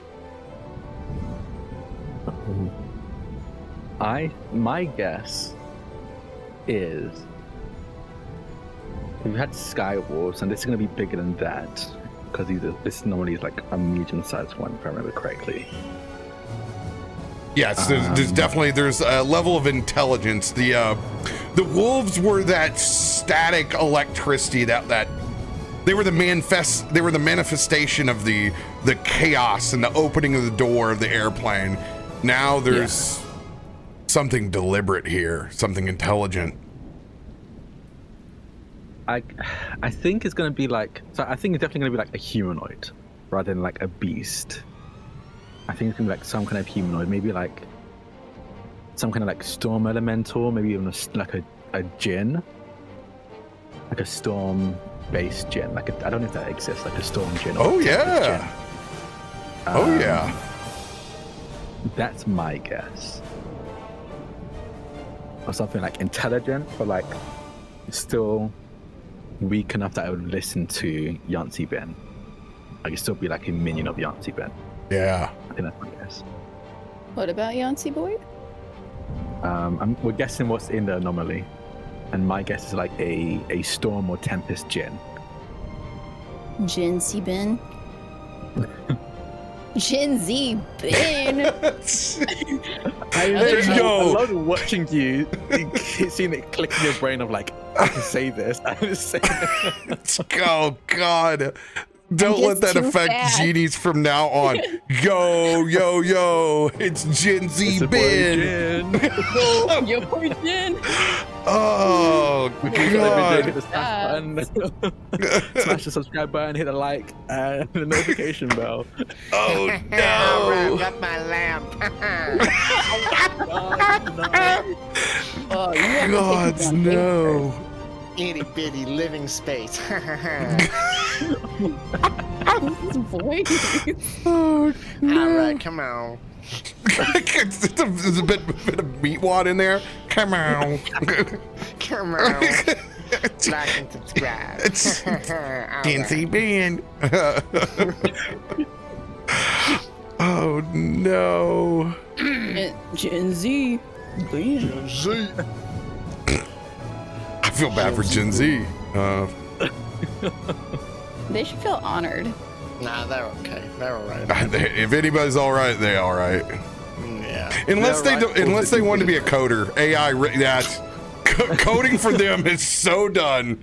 That's so done for everybody. If you thought that you could just work from home and dwell and code and watch Twitch all day like the millennials did, man, they so ate that job up. I'm sorry. Yeah.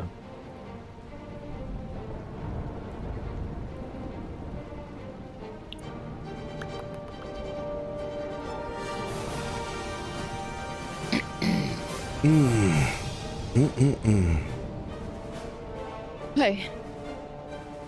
I'm sweating. I'm pre-sweating the combat. That scares me. That's You're the That's DM. it. You can change that.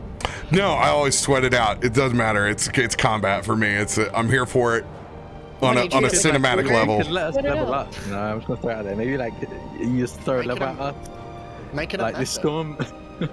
Yeah, might as well. Just a Make it method. a method. And give it a bunch of Ifrits. Oh, I'm down. Make it a social encounter. We have to convince the Aw. method to. Yeah. They're all the method social on side. encounters if you can pull it off. I don't think I, I could mean- speak wolf, cloud wolf Let me see last how many time. rings I got on Yeah, here. how many rings do you have? Yeah. Wally's got tons of jewelry that never comes off. Even Does he have jewelry? I don't think he does. Well, he's got enough for both of them. He's got a necklace, but I think that's it. So much cosplay jewelry. Whoa, it's real I always jewelry. forget we did such a cute thing with our characters, Sam. Where my character The colours? painted his nails, the color Oh yeah. of Loluphia's eyes, and Lolufia painted her the color of Kallisto's. That's too cute. Yeah, what kind of nasty? Gross. They're in, these characters in love. Gross. Them off. Yeah. Barely happies. I want a happy character that's in love. It's okay. We see you from across the bar. You're coming around. Me. I don't know. Yeah. None of the horns are On out. board. Farouk though.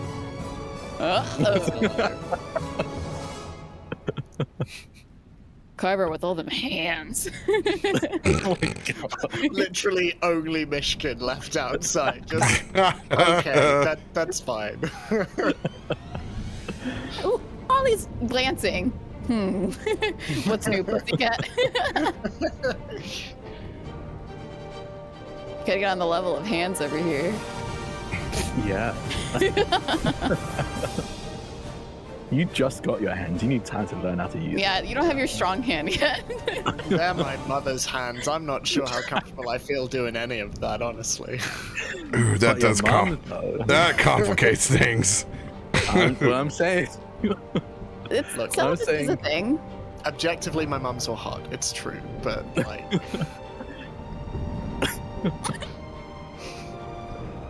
Man, I wish all these moms could have met each other, but no, Ed had to go and kill off his. Yeah, parents. Ifrit and oh my god, Uh. imagine Myshkin and Ifrit, Kallisto's parents meeting. I think they'll be besties. I think Man. Ifrit makes everyone good friends. Then they would try to make y'all get married. I have a son. Yeah, they probably would. They probably would. I think Is your Ifrit's son definitely single? the No, type- he's actually married, but it doesn't matter.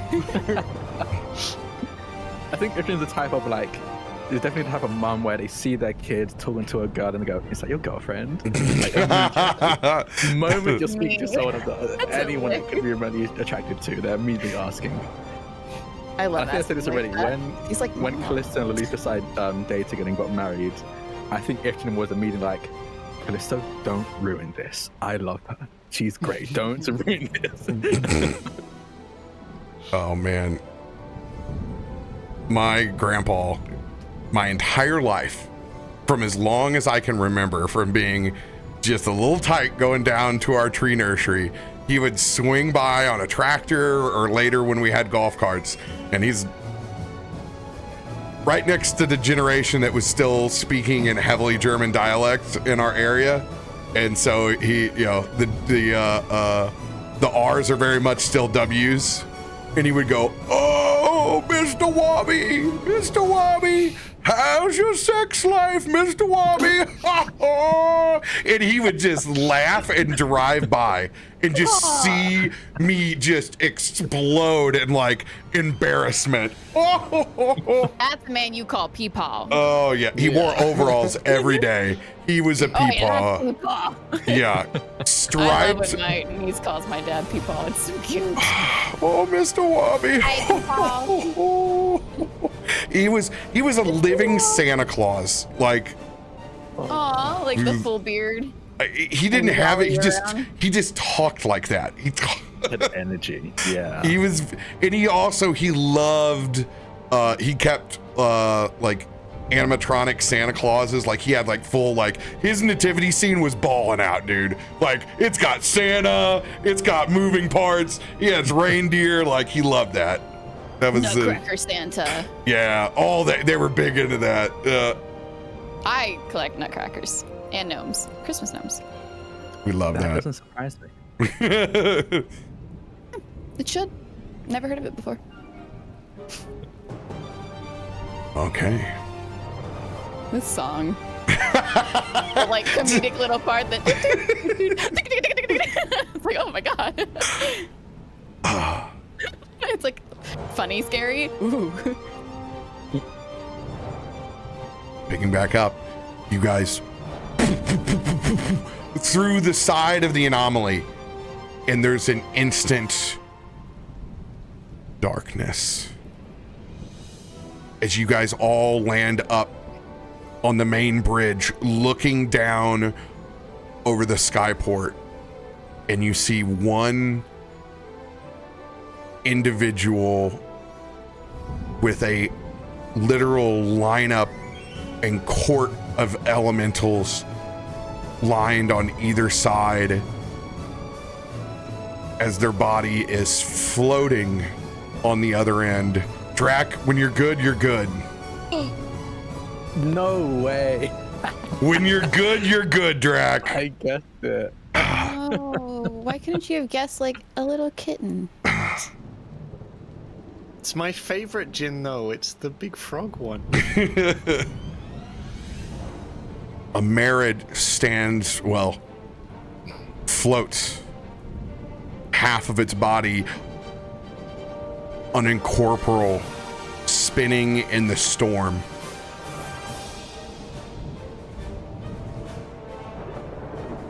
I'm glad you've received my invitation. My name is Gusan. Here on behalf of the one and true Prince of Air.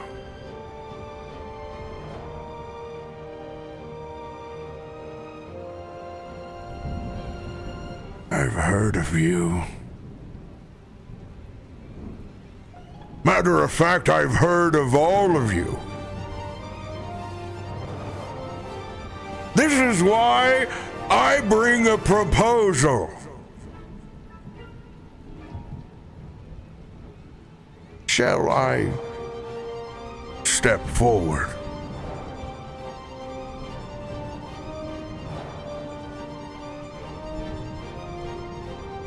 Is he...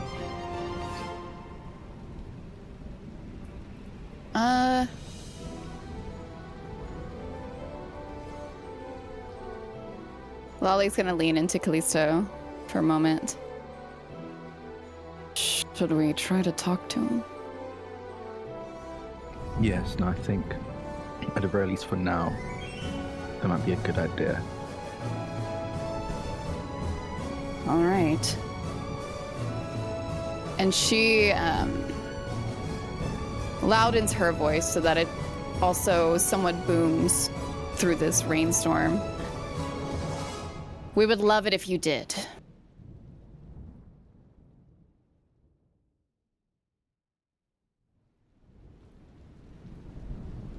Thank you. You're very welcome.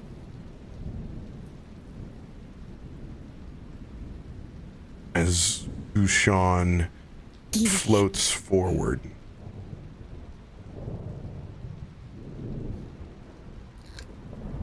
Lolly's gonna reach out and grab Kallisto's hand. Like, ooh, He okay. takes it. Gives it a fam squeeze. and he floats through that line of air elementals that are sitting there with their hands out, almost what looks like conjuring or maintaining this anomaly.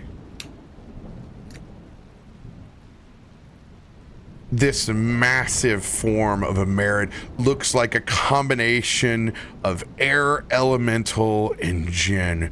Its clothing fine, its stature fat and sassy, confident in itself, eyes that seem piercing. Someone who has traveled the world.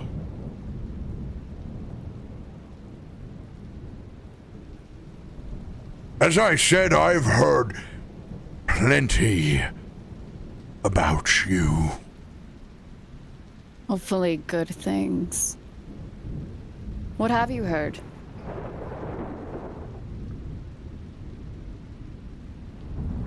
I've heard that several of you were quite the negotiators. Of course, I would want to keep that between us. Does your master not enjoy his new gift? Or has he not unlocked its true potential yet? Well, I believe that my employer got exactly what he deserved. Was he not entertained from your proposal? Did he not enjoy the gift?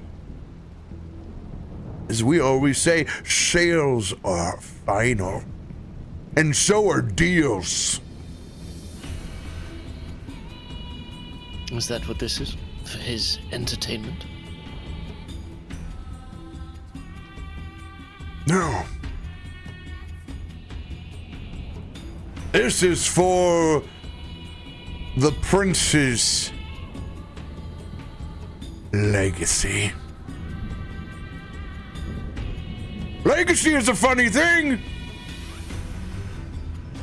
It only matters for those who remember. And for those who don't remember, your legacy is up to the will of those who use it. You see, gods are the only things that seem to last forever. That is, if the social contract is met. Unfortunately, this plane I see seems to be out of social contract with the skies. I can see you've even brought in those pesky birds. Nesting. Such a pesky mess. Fitting they would come to help and roost in this abomination of a floating city. I detest to think of what your markets look like. But I digress. I am not Don't worry, here they're on not my that personal great. business. Excuse me. You barely know me.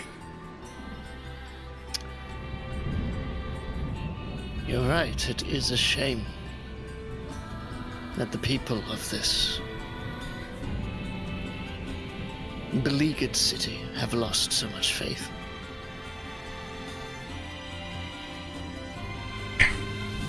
I digress. After all, this is not my concern and not my city. It is not. It has fallen in worship of the gear and the cog and progress. Never heard of him. But I'm sure whatever terrestrial problems that you have, if you want to speak later, I'd be more than happy to talk business. Where? I have to deal with my client at first. As he sticks out in his long tongue, lays down and over, and it actually shines the small amethyst that he has on his belt. Licks shine before it curls back up and into his mouth. Client's business first.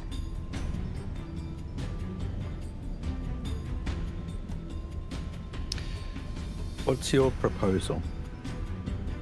Well, first, he snaps his fingers, and you can see from the large crane that he's floating up above, Alan Kruger is bound by hands and is hanging from that crane by chain. He is unconscious, Okay. but appears to be breathing.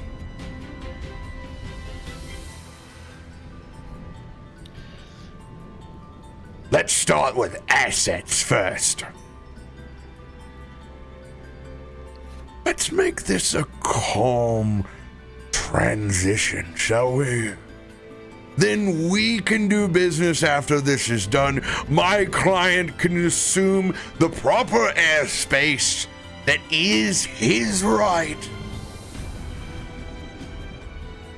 All you have to do is get all of these people to leave. Just take them down into the ground where their little boots are meant to be. Quit trying to fly. You look so awkward doing it anyway. If you just abandon Stormforge, this can all end. Even if we did, your client's grab at legacy would not go unopposed.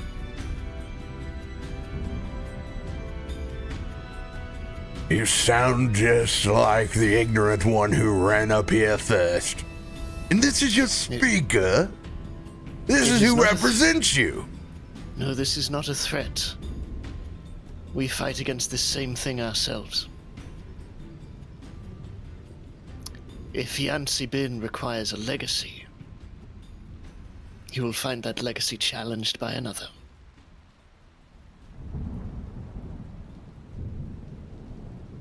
Gushan floats down about 10 feet away and pairs his eyes directly on yours. Myshkin. I don't care what your problems are. That's all new business.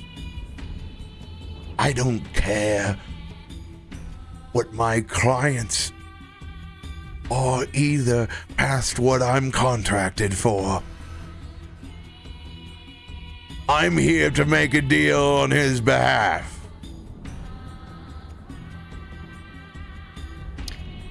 And what is your half of the contract? You are not a part of my contract with my client. I am simply here to relay their wishes. You should be so honored that you've made an impression that my client wants a deal. He would love for you to accept. And this is a man who loves bloodshed. I have seen the things that he has done on other planes of existence. Plucking every feather from the harpy people that wouldn't leave. Have you ever seen something so grotesque? What he's done to the Aarakocra. The ones who walk like prairie chickens now because their wings have been clipped for generations. Can you imagine what will happen to your people? It will be back to the Stone Age with all of you. Or you can just go back down to the damn ground that you came from. You don't see us masquerading around. I do not drop tornadoes on this land.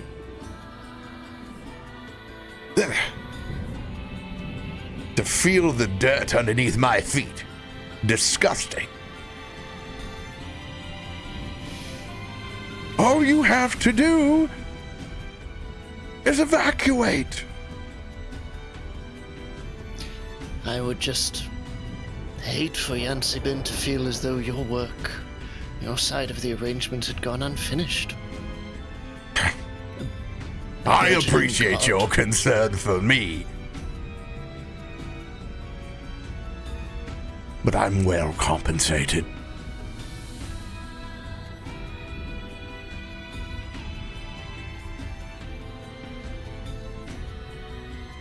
Myshkin looks towards the others and...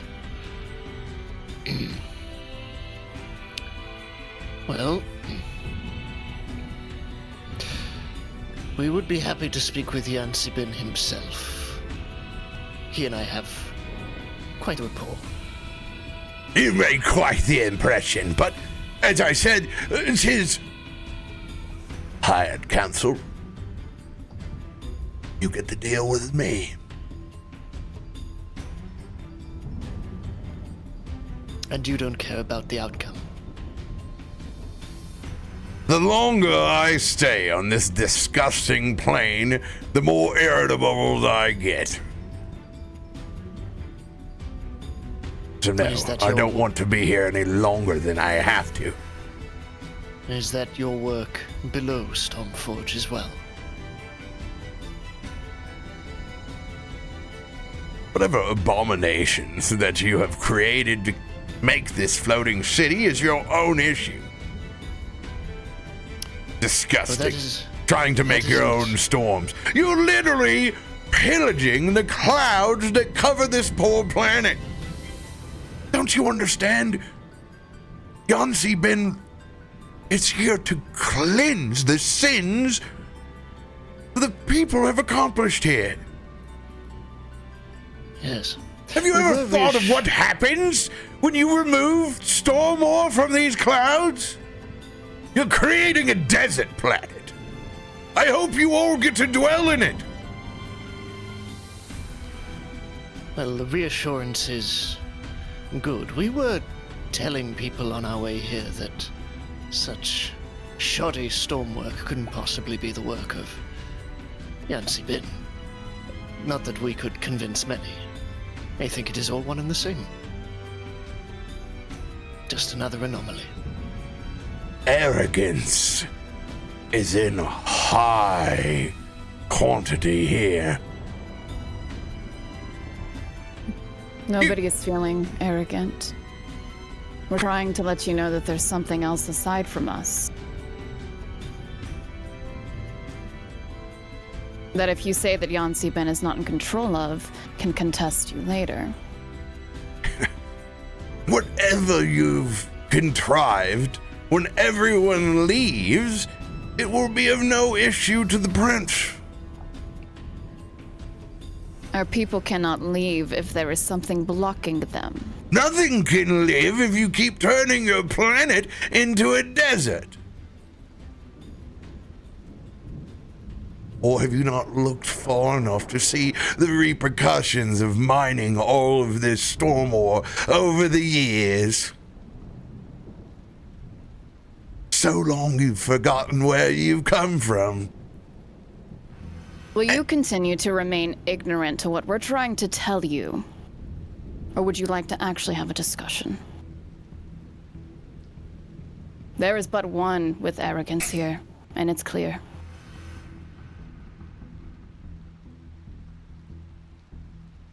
Your cards are weak. Good thing I don't carry cards. If you want to be dealt into this game, there's no second hand. You bring of me concerns that are not mine. They are your problems.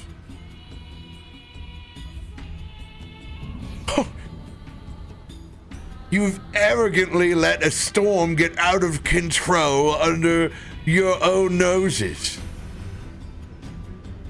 That's a you problem. The clouds would love to return back to their normal patterns, not to be pillaged by man and forsaken, all to hold up your little city. Whilst you forsake everything on the face of Falter.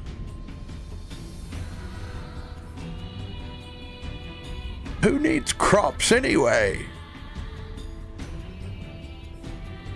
No pastures to feed their livestock? Or is that why you're here? It keeps you in business. Little wardens running around getting your merit badges, saving the surface. It's all just a band-aid onto this sickness the people of Stormforge have caused. The wound deepens the longer Stormforge exists. My prince looks to return Faltura to its proper glory. Clear skies.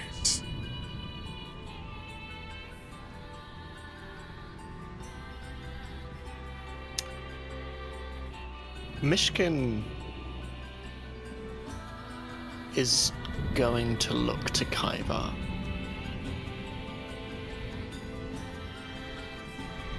And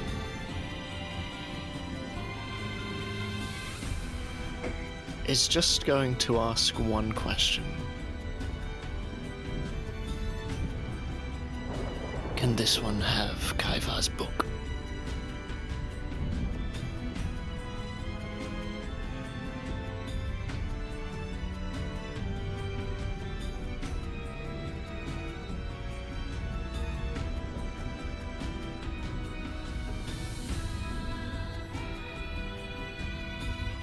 I'm DMing him. Yeah. No. Please do. I don't want to make this decision without him.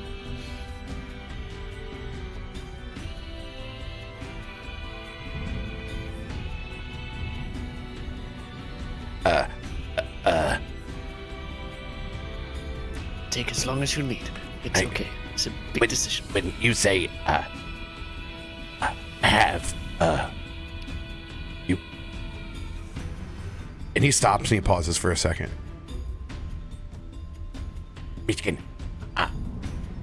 Kaivar, always trust you. With his blessing. With a 100%. He holds out his book towards you. Myshkin does not take it. That he would never presume. But as Kaivar holds it out, Myshkin looks at Gushan. If it is proof you need. And Myshkin is just going to place a hand on an empty page. And is going to think about the Voshborg and the Silent Gear and about Simrak.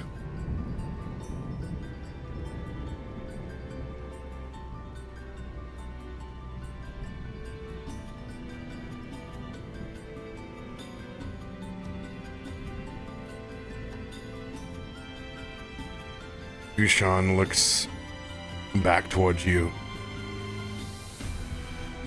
If you think I'm touching that, you're out of your mind. I don't know what that is, I don't know where it comes from, and I'm not in the habit of messing with tomes I'm not prepared for. Then simply watch. And does the page do anything?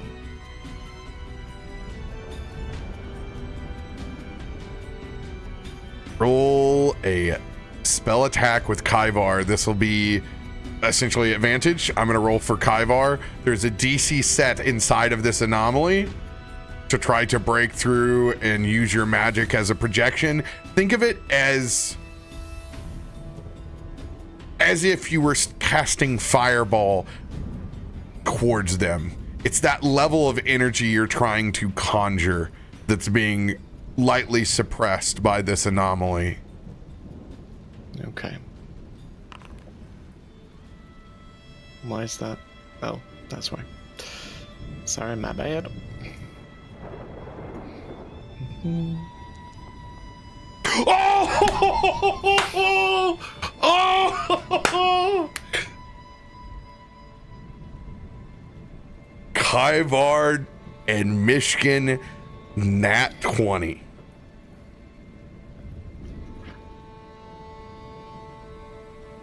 The scene is yours. Down the lengths of this page, mechanical heads begin to emerge. One speaks in Infernal, another Draconic, another Sylvan, Primordial, Dwarven, all of them muttering, whispering amongst one another. Silhouette of a small group of individuals stands in the center, dwarfed by the heads around them. And in front of them, pulled out of the sky all about us, small tendrils of lightning, electricity begin to flicker down towards this page, before forming in the upper half of a large humanoid figure, arms spread out, Christ-like. The fingers stretch out like roots, tendrils moving out into the world, and you realize it is the world. As the heads in this page slowly begin to form into a large sphere, a globe. Interlocking gears clicking round and round and round, and strange bioluminescent fleshy material moves between the gears. There is something strange and alien Geiger-esque about it, as in the center, this large, brutal, static figure pulses with blue energy. There is something modern and archaic about it. There is something awful and beautiful, something terrible, and something godly. As electricity just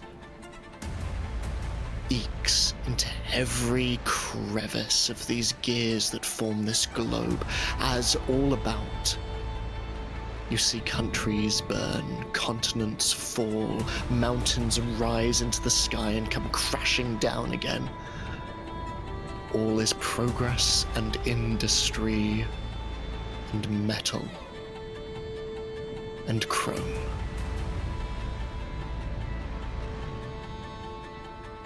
And slowly this begins to descend back onto the page. A cacophony of infernal, draconic, common, dwarvish, elvish, sylvan, all saying one name over and over and over. Simrak.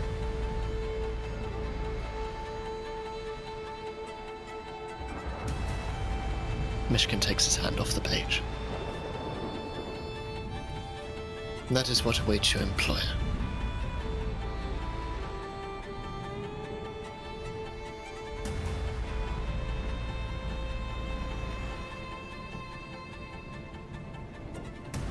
This projection ekes out in front of everyone else as a potential reality.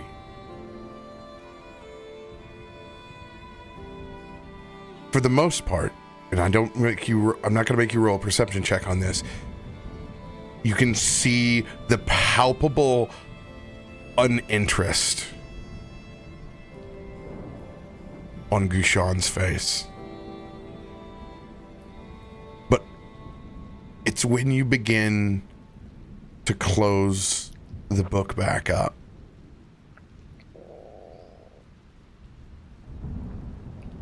No. Not that last part.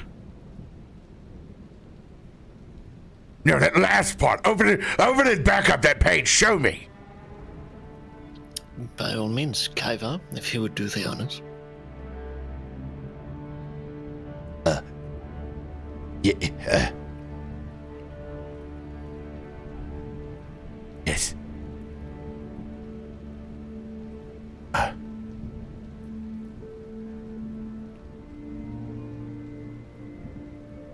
He spins the book to two different parts, pulling out a bookmark. A spot in his lore book of when he first arrived in Stormforge and holding the spot that's next to the page after of Simeric's and the Silent Gear and Voshborg's probabilities. This is where it begins.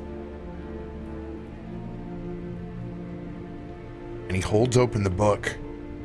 Lolly, you're the first one to see what looks like that portal you saw earlier in the Undermountain. But it's further in the past. It's the portal just emerging and the elements making their way out.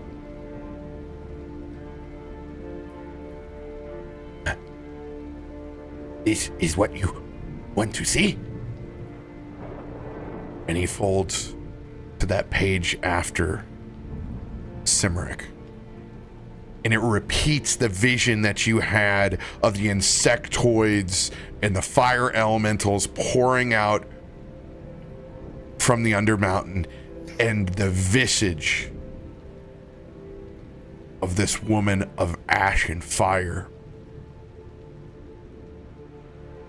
You see the demeanor of Gushan sink in the pit of his chest. I've seen this. Why is it showing this? It is one of many probabilities I have seen since arriving here. Visions of those insectoids terraforming my own homeland. This is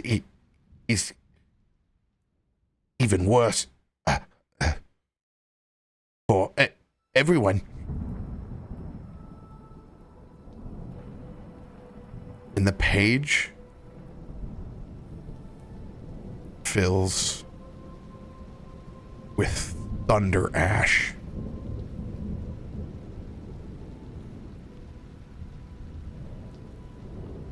Gushan, I've seen enough! I've seen enough! Close it!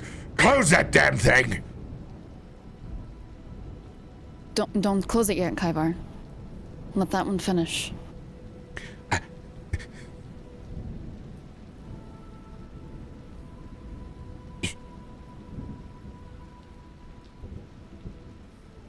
as you guys see a projection of Faltura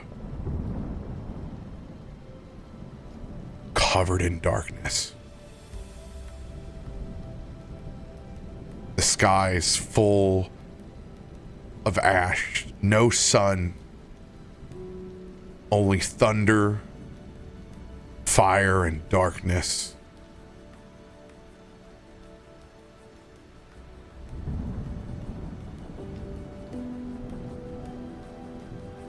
This planet is cursed.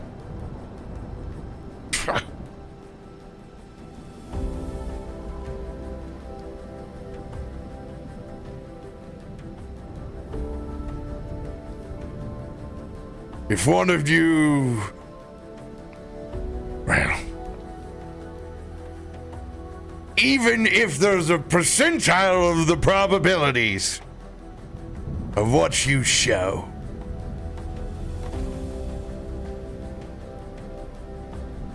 what a waste of time.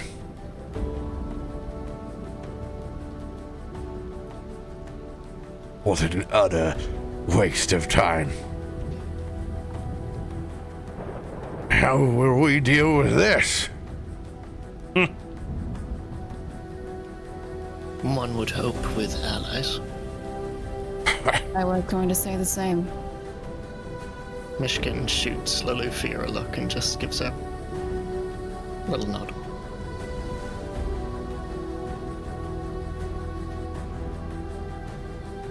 Here's the question that I have.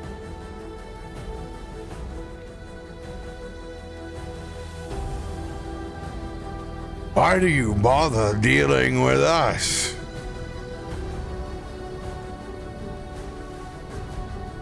Your problems are so much worse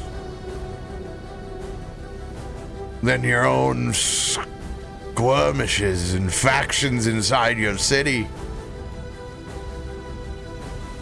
Or even my client in the skies. Do you not want to preserve your own lives? Do you not care about your own legacy? Your families? Your city? Your planet?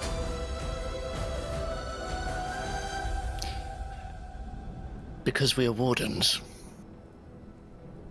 And I was taught that's what we do.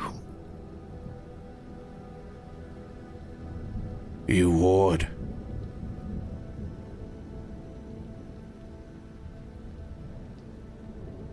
In all the wrong ways. My client deserves to know this.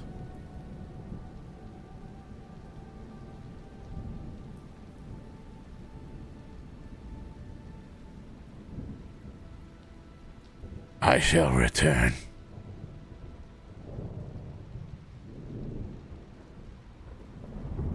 Yes. Yes.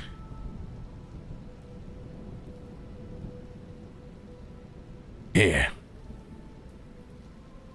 He spins the crane around and lowers Grandmaster Warden Alan Kruger down to the ground.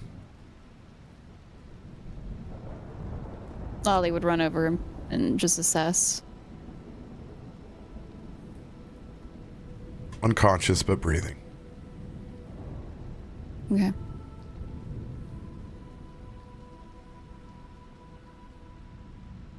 They are not a concern to me. But please, for the sake of all of our time, do not have him in our presence again. Why? Never good to date at all of the silly you said before you showed me what's necessary. Time is of the essence. At least for your people and your planet. Will you relay a message to Yancy Bin?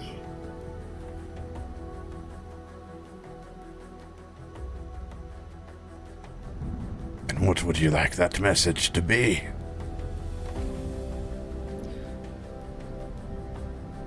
That if it is worship and legacy that he requires, there is no greater legacy than saving a world.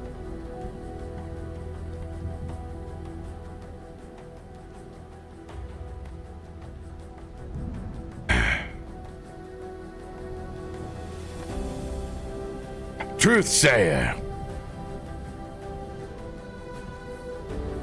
There is no hope for your planet.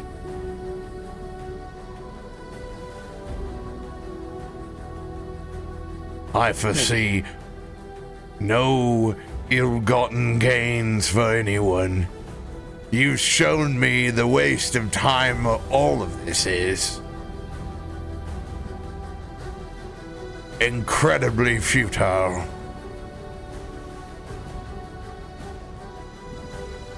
There will be no clear skies for Falter's future, nor for Stormforge. And here I thought the worst part of your planet was done by yourselves. You have so much worse to deal with on the horizon.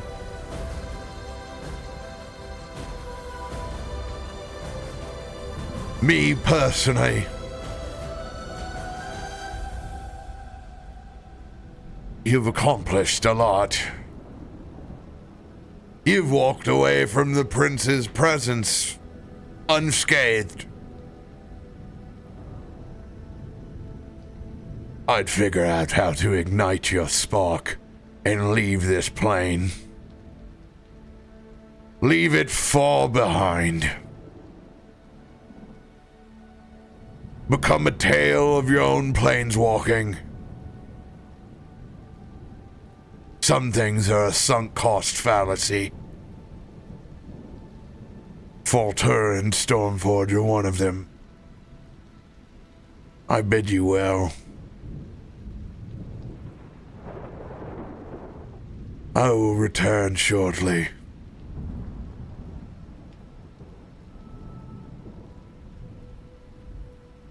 Goodbye.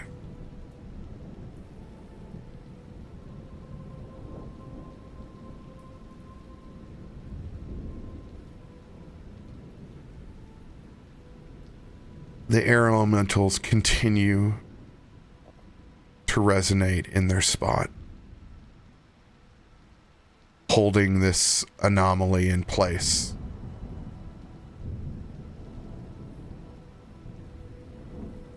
As it lifts up ever so slightly, hovering above your skyport and not consuming it.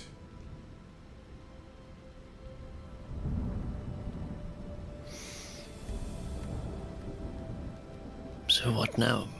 We have bought a little time.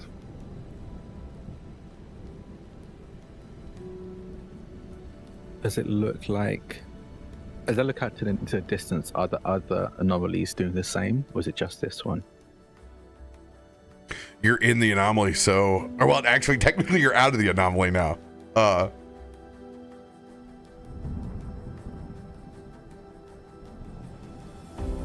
look through my scope of my rifle if that helps me see a bit further as well.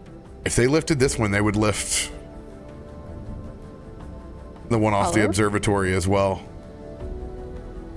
And it's like, you can see like everyone is converging on this, and it's like, whoop, like just raising up. You just see mass confusion of like the overhead view of the strategy war game, like the Protoss descend on this one spot, and it's just, what? And it just lifts up. I will be honest with you, I'm not entirely sure. We should regroup. Get the Grand Warden out of here. Yeah. If somebody can help me pick him up. Yeah, no. He's out cold. She stands up from this. This will pick Cougar up in his arms. Myshkin, I'm so glad you're on our side. You've got a mouth on you that tells a lot of lies and also a lot of truths. And it's beautiful. I clearly have a way with the air. Ha.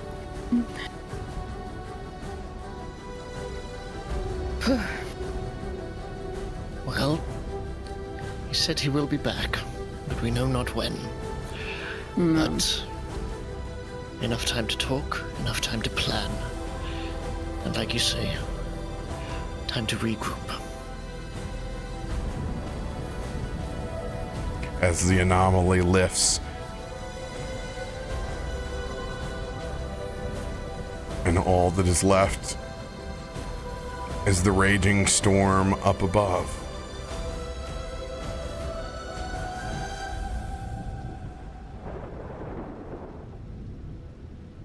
Pretty founder change.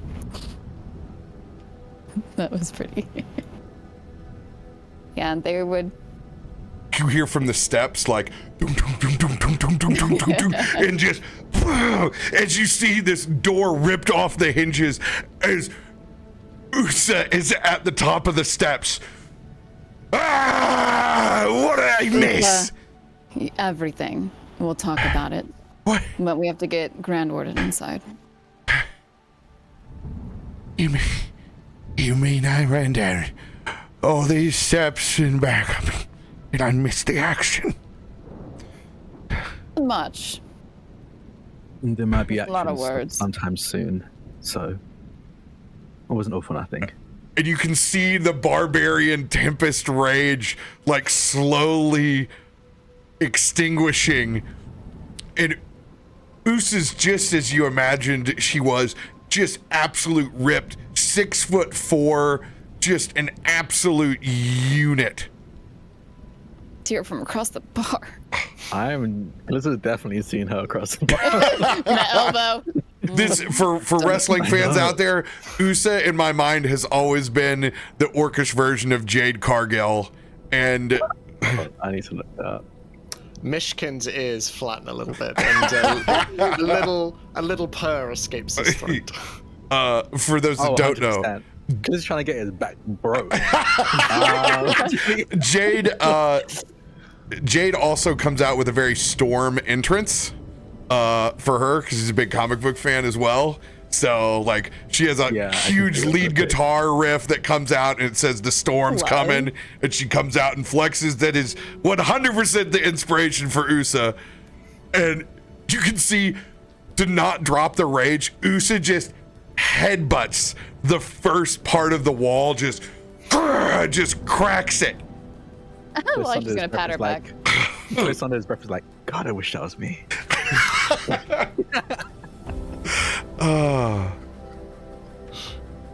You look and you can see the weapon that she has in her hands is a sword that is fashioned together by segments. And you can see the electricity that holds the segments together as one. It is a very, very special item that she has in her hands, and very serendipitous that this came across Twitter literally today. And I couldn't believe I got a Twitter weapon? my eyes. This is from our friends over at Griffin Saddlebag. I love this stuff. What is it? And I didn't even have a chance to import this beauty in, but I'm going to link their Twitter post so that everyone can see this gorgeous weapon that they've created. Because my description doesn't even give it justice. I'm excited. It's one of those things when it happens, you're like, how is this possible? Some things just align in the stars. And they obviously have one of those Twitter handles that is not the first of their name. Or, oh, no, there it is. There it is. Beautiful. Oh, wow, they're very active today. Oh, wow, this hasn't even... I won't show it. This hasn't gone public yet. This is for... This came across for patrons. That's how I saw it. Oh. Uh-huh. Well, I mean, technically, I have access to it. But for anyone who is a patron of them, Crack of Thunder. Lolly wants one, please. I'm posting this in our own Discord. I hate it. I'm sorry for you guys that are out there, but I need to make sure and read the Patreon post before it's public. I'm sure it would be fine if I got it, but normally these things go on Twitter. But here you go. You guys can see it. It's in Stormforge. Oh my gosh. That's exactly what I was imagining. Yeah. You know what? I'm not obligated to hide this. Keep chat. Oh my God.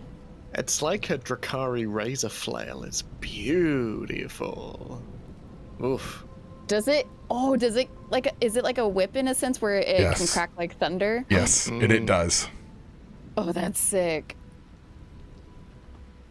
I want I one. think whips need some more love in D&D. Whips are really Yeah, I never really see them. Yeah. Make them all They only want D6s and go from there. Like, if Vine Whip is a D6, everything else can be a D6. I want to live my best Belmont life and have a whip. A real. Yeah, the only way to do it I can think of, like rules as written, is probably play a monk, and then with Tasha's guide you get to choose one non-monk weapon and make a monk weapon. So you can make a whip, a monk weapon, and then it'll increase with your monastic die. They literally released this 5 hours ago. Oh my gosh, Usa got hotter. It's fine, it was fine. Everyone who is on our Discord, you can see this item. If you're not in the Discord, this is a perfectly fantastic opportunity What are you doing? to go do that and look at it. I'm gonna post it right now. It's in the Stormforge the link. Discord's really, really cool. That's what I heard. I don't That's how I make the talked to rules. all of my over the sea friends. Man, remember when you had to pay to just voice call your friends? Ugh. Dog Especially if days. they were far away. Oh, that was the worst. And then you get it on the phone bill, and your parents are like, Sam, who's in New York? And I'm like, oh, what do you mean, Mom? Just a So, stranger I met on the internet. what do you guys want to do now that you have once again nat 20'd yourself in a social scenario where combat is not guaranteed on the table?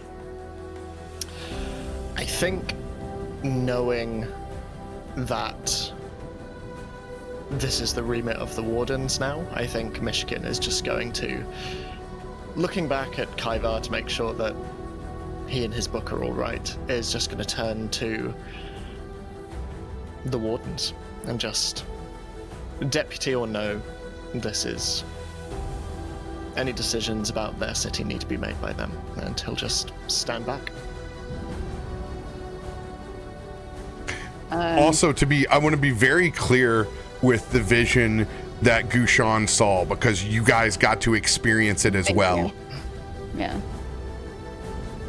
He saw, and the rest of you, these fire elementals causing a volcanic explosion that was extinction level for Stormforge and for the entire planet of Falter. The first vision that was shown at the start of this campaign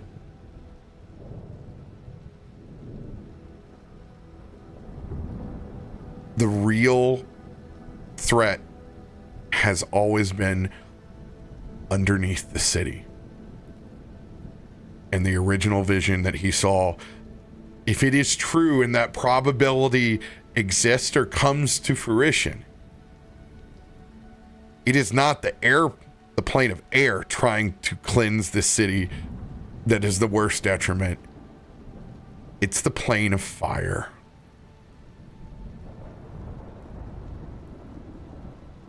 Let that sink in between all the interactions with fire that you've had previously before inside of this campaign.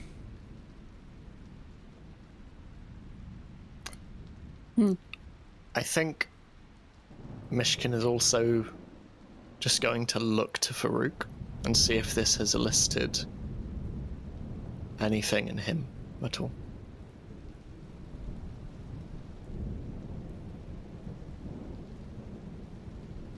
I was going to ask the same. It's sadness.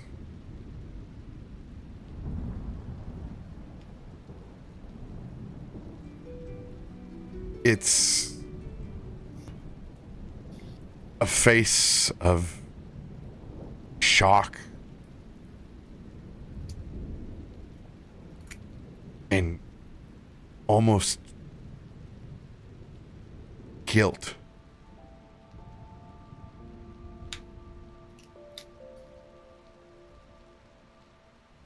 even the conversations that he's had with Kaivar over the months that you have all been together, he's always been so proud of his people coming here.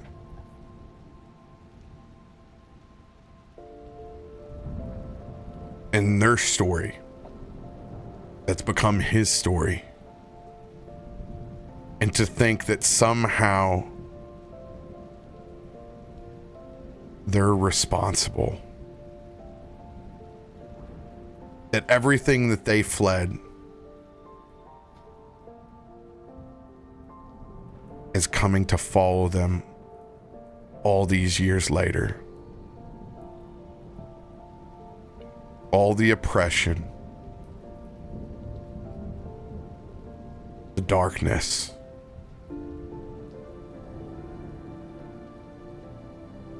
all that evil so many generations have been able to grow up and not have to worry about.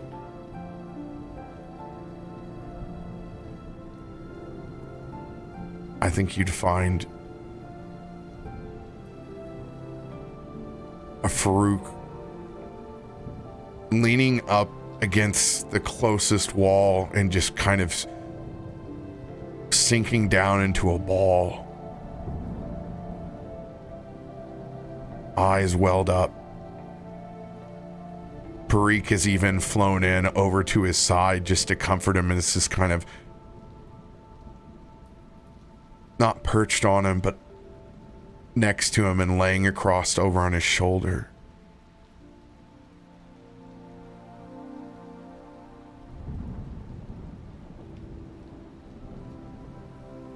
Lolly would go up to him. I'm just leaning against the wall next to him. You okay?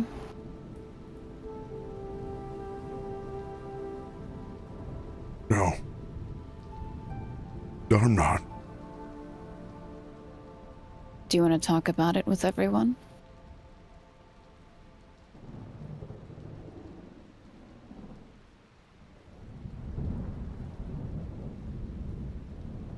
Ollie, Yeah? it's been on my mind since me and Kaivar have talked about his visions.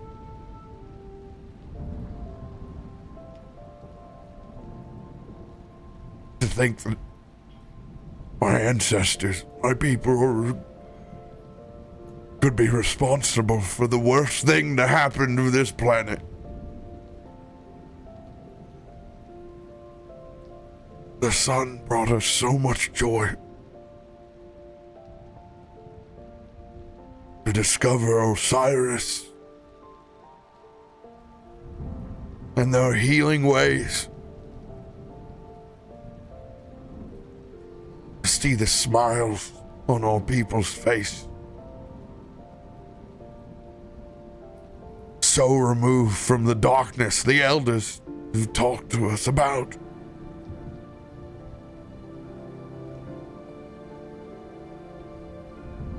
To think that all of this we may have led here.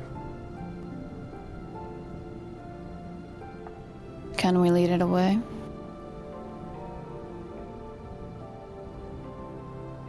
How can I say that we can do this when all that we have known has been to run? One of the best things about life, Faroük, is that we never stop learning. It's okay not to know.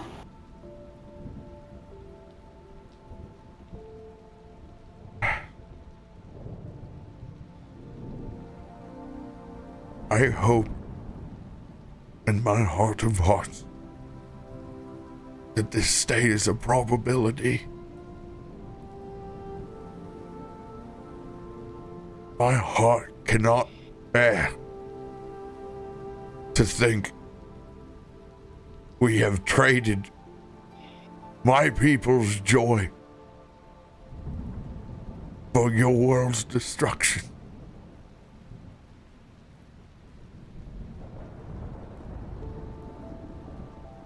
Kallisto will walk over, I think sit by Loluphia,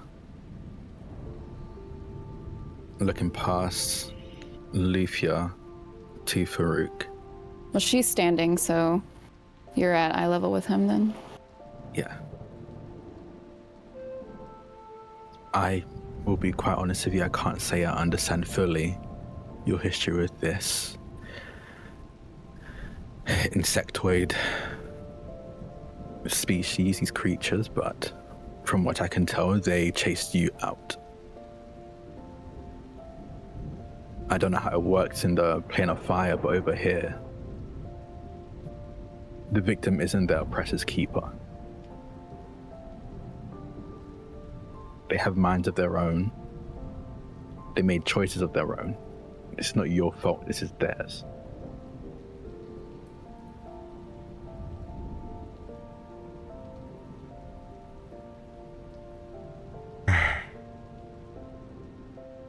I wish I could feel that way.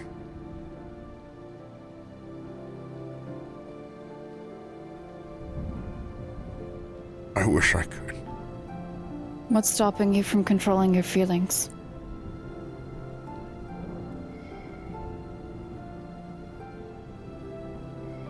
What the elders have told me. What they used to live through. I can't bear to think that same oppression put on the people that I love. The city that I call home. The rest of this world.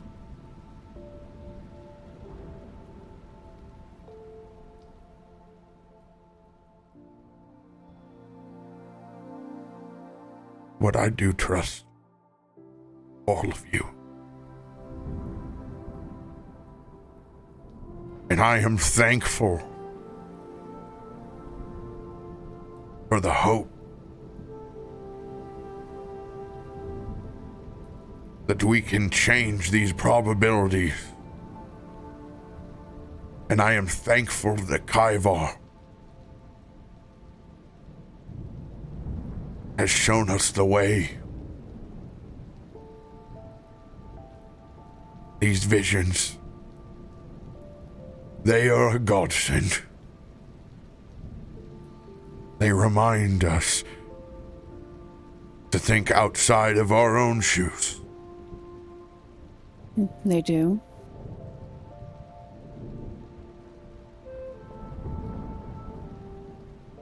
I am also thankful that we are alive.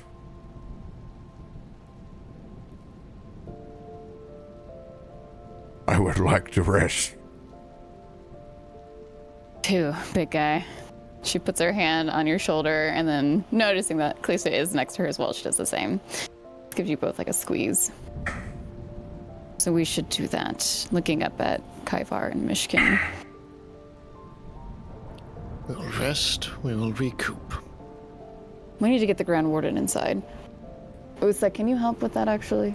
Oh boy, it's so wet. Yeah. Usa looks over at him. God, he looks like shit. Don't tell him that when he's awake.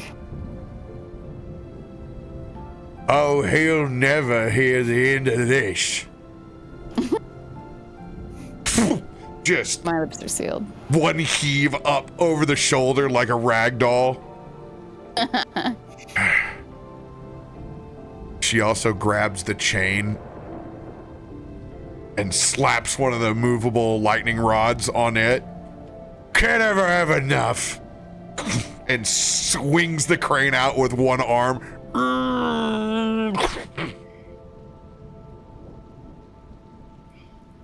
She kind of looks over at the rest of the group and Lolly. I think we all collectively just pick our jaws up off the floor. Lolly closes Kallisto's. I want to see those elementals try next time.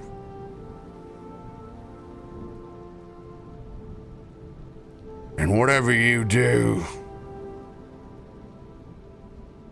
you better save some for me. Absolutely. Have you seen these hands? I can't do much with them when it comes to physicality. I'm personally very good with my hands. As they holster. Let's be Balusa. Try and impress her. Side completely shaven on one side, but long, white, keep making her silverish hotter. hair. As she flips it over onto the other side as it's gotten wet in the rain. RoBear looks like Keep these people are getting down away bad. with it. RoBear's like these people are down bad. Let me describe her in more detail. Next, you're gonna say she has tattoos. Ugh. By the way, when she is raging, it is a full electric mohawk. Oh my god. I want to say that Lolly has played with it once. Ooh, girl slumber party. I'm in a period. This is Kallisto's first time meeting Usa. He's trying to have a first impression. Sorry. I was being very selfish. You know, and this is actually the first time that you have encountered and engaged with wardens that are of your level, that are innately gifted. I was like, oh, sorry, Kilthud. You're not on Kallisto's on our level. Kallisto's part of our group. But he's Level. but he's Sorry, at the Kilthud. heart of it. He's Sid. He's an airship He's me? mechanic. Yeah. He's Oh, you mean the legit. nicer Sid. He's Okay. logistics. Yeah. Kelthud is great at his job getting people and supplies to and from point A to B. That's what he does. And he goes out, but he handles the meals and the adventuring. It's the stuff that he's good at. This is that game respects game moment of seeing someone else that's very capable of doing all the things that you all do. Do we know hers to be learned or innate? There's definitely a level of magic, and there's training that's there, but the storm is inside of her as well. You would be Which kindred was- spirits on that. Oh, Kallisto has to type. That's what I'm gonna say. that's true.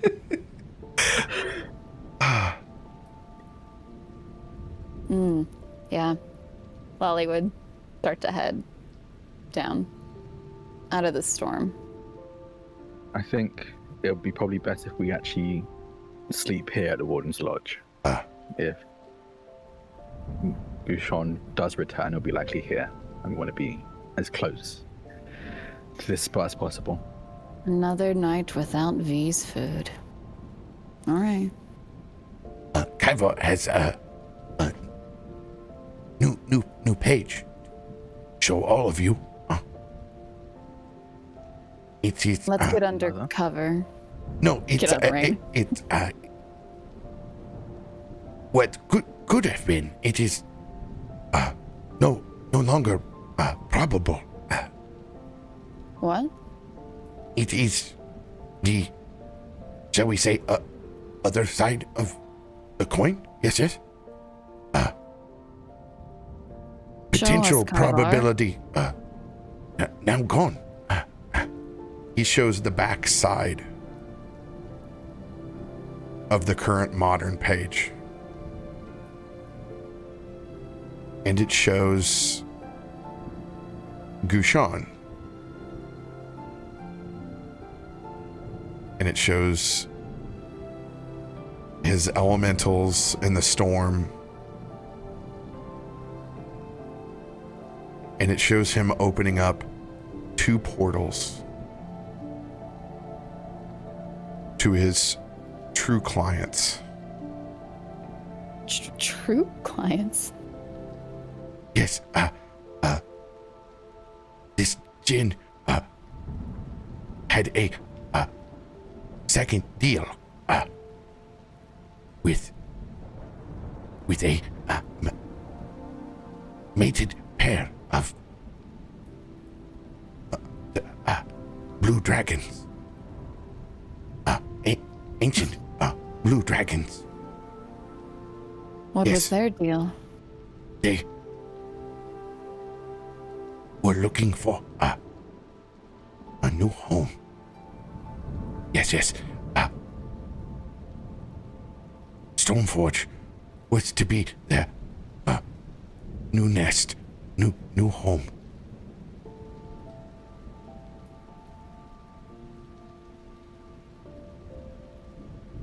Interesting.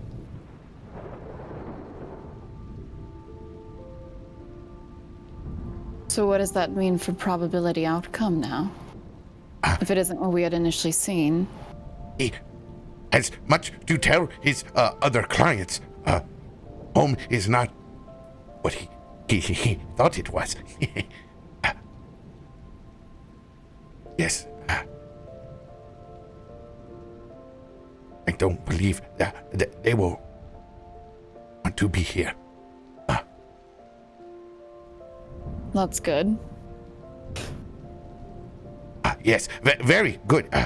Ancient blue dragons. They are. And Kaivar begins to go on just a rant of reading the lore of ancient blue dragons. Yes, they can be very territorial.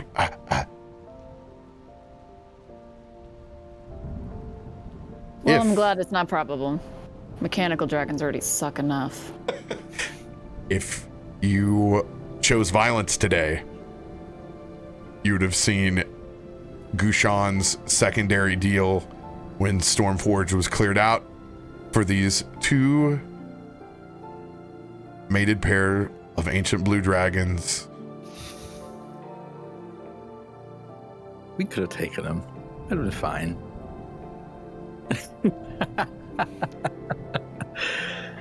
Now very much gone on a new real estate hunt. Say it now. I get Go, Sean! I've been wanting to say that the Oh whole my time. god. I still I get can't blue believe that you dragons. guessed that I had a Jin in this quadrant.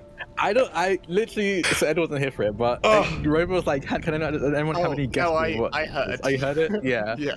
I don't know. I was thinking like, what else is like storm related but intelligent? And all I could think of was Jin. See, weirdly, I didn't get here in time, but I was like, it's probably a dragon, probably. I don't know. I hate it Dragon here. as God. well. I didn't go dragon because I was like, okay, we've already seen a couple of dragons already. Yeah. Thought it would be Not Yancey Ben again. Like, I thought you were just gonna toss him in one of these and be like, ooh, Easter egg. So I'm glad it wasn't. I'd rather take a lieutenant any day. Wild. Yeah. Lovely, though. And now we all have a girlfriend named Usa. Yeah. So happy about that. She's our girlfriend now. She has to That's be our our girlfriend. party always now. Sorry, RoBear. You should play her all the time now. Also, you know what, and I have to give a girl and a moderator on the channel, Quirky, some love as well, because she is also partial inspiration because she made non-tusked mommy for Galadlaron. Oh, damn. Whoa. And yeah, she's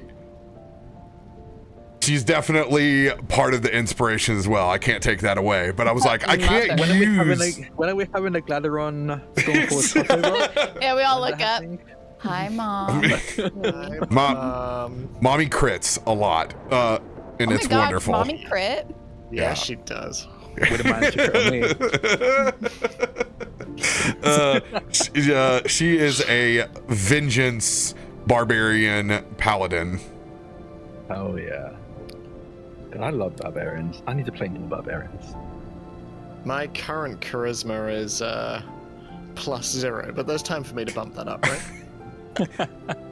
The Rizzler. Your charisma may be 0, but you're always a part somehow of these incredible negotiations. I wanted my to say something. Stats may be low No. charisma, but Myshkin. Ed's got it. My boy! Yeah, I'm glad you took over. Sam was coming through in a lot of responses, and I'm glad I didn't say that. Oh, they were sassy. I got one out as respectfully as I could. You did get one. But Yeah. Everyone. there were a lot that I was like, somebody else is talking. Because Sam would get. I'll be honest, no, I got there's- very tired near the end because I've been awake since like Oh. 6 in the morning. I've just been. After I was like, oh, yep, Ed and Sam's got it. I'm just gonna zone out for a little bit. As our last scene before you guys go to walk back into the Warden's Lodge, to literally just collapse wherever you can find. Sam, I need Lolly to make a roll. Okay. What is the roll? Just 2 d20s. That mean?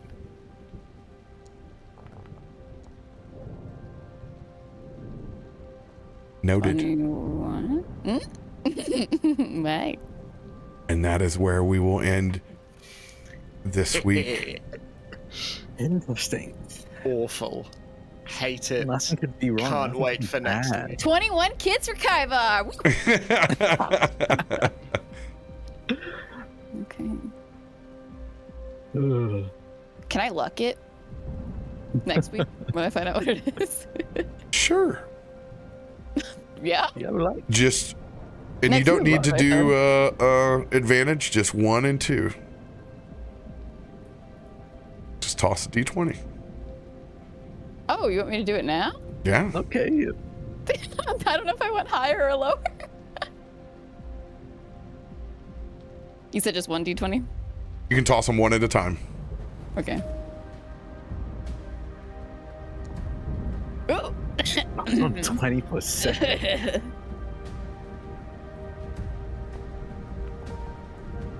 And again. Yeah. Noted. And with a full rest and a full party ready Long rest. to negotiate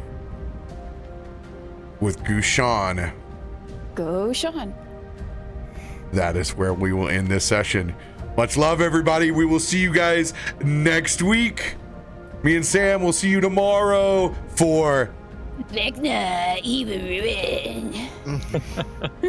good night, everybody.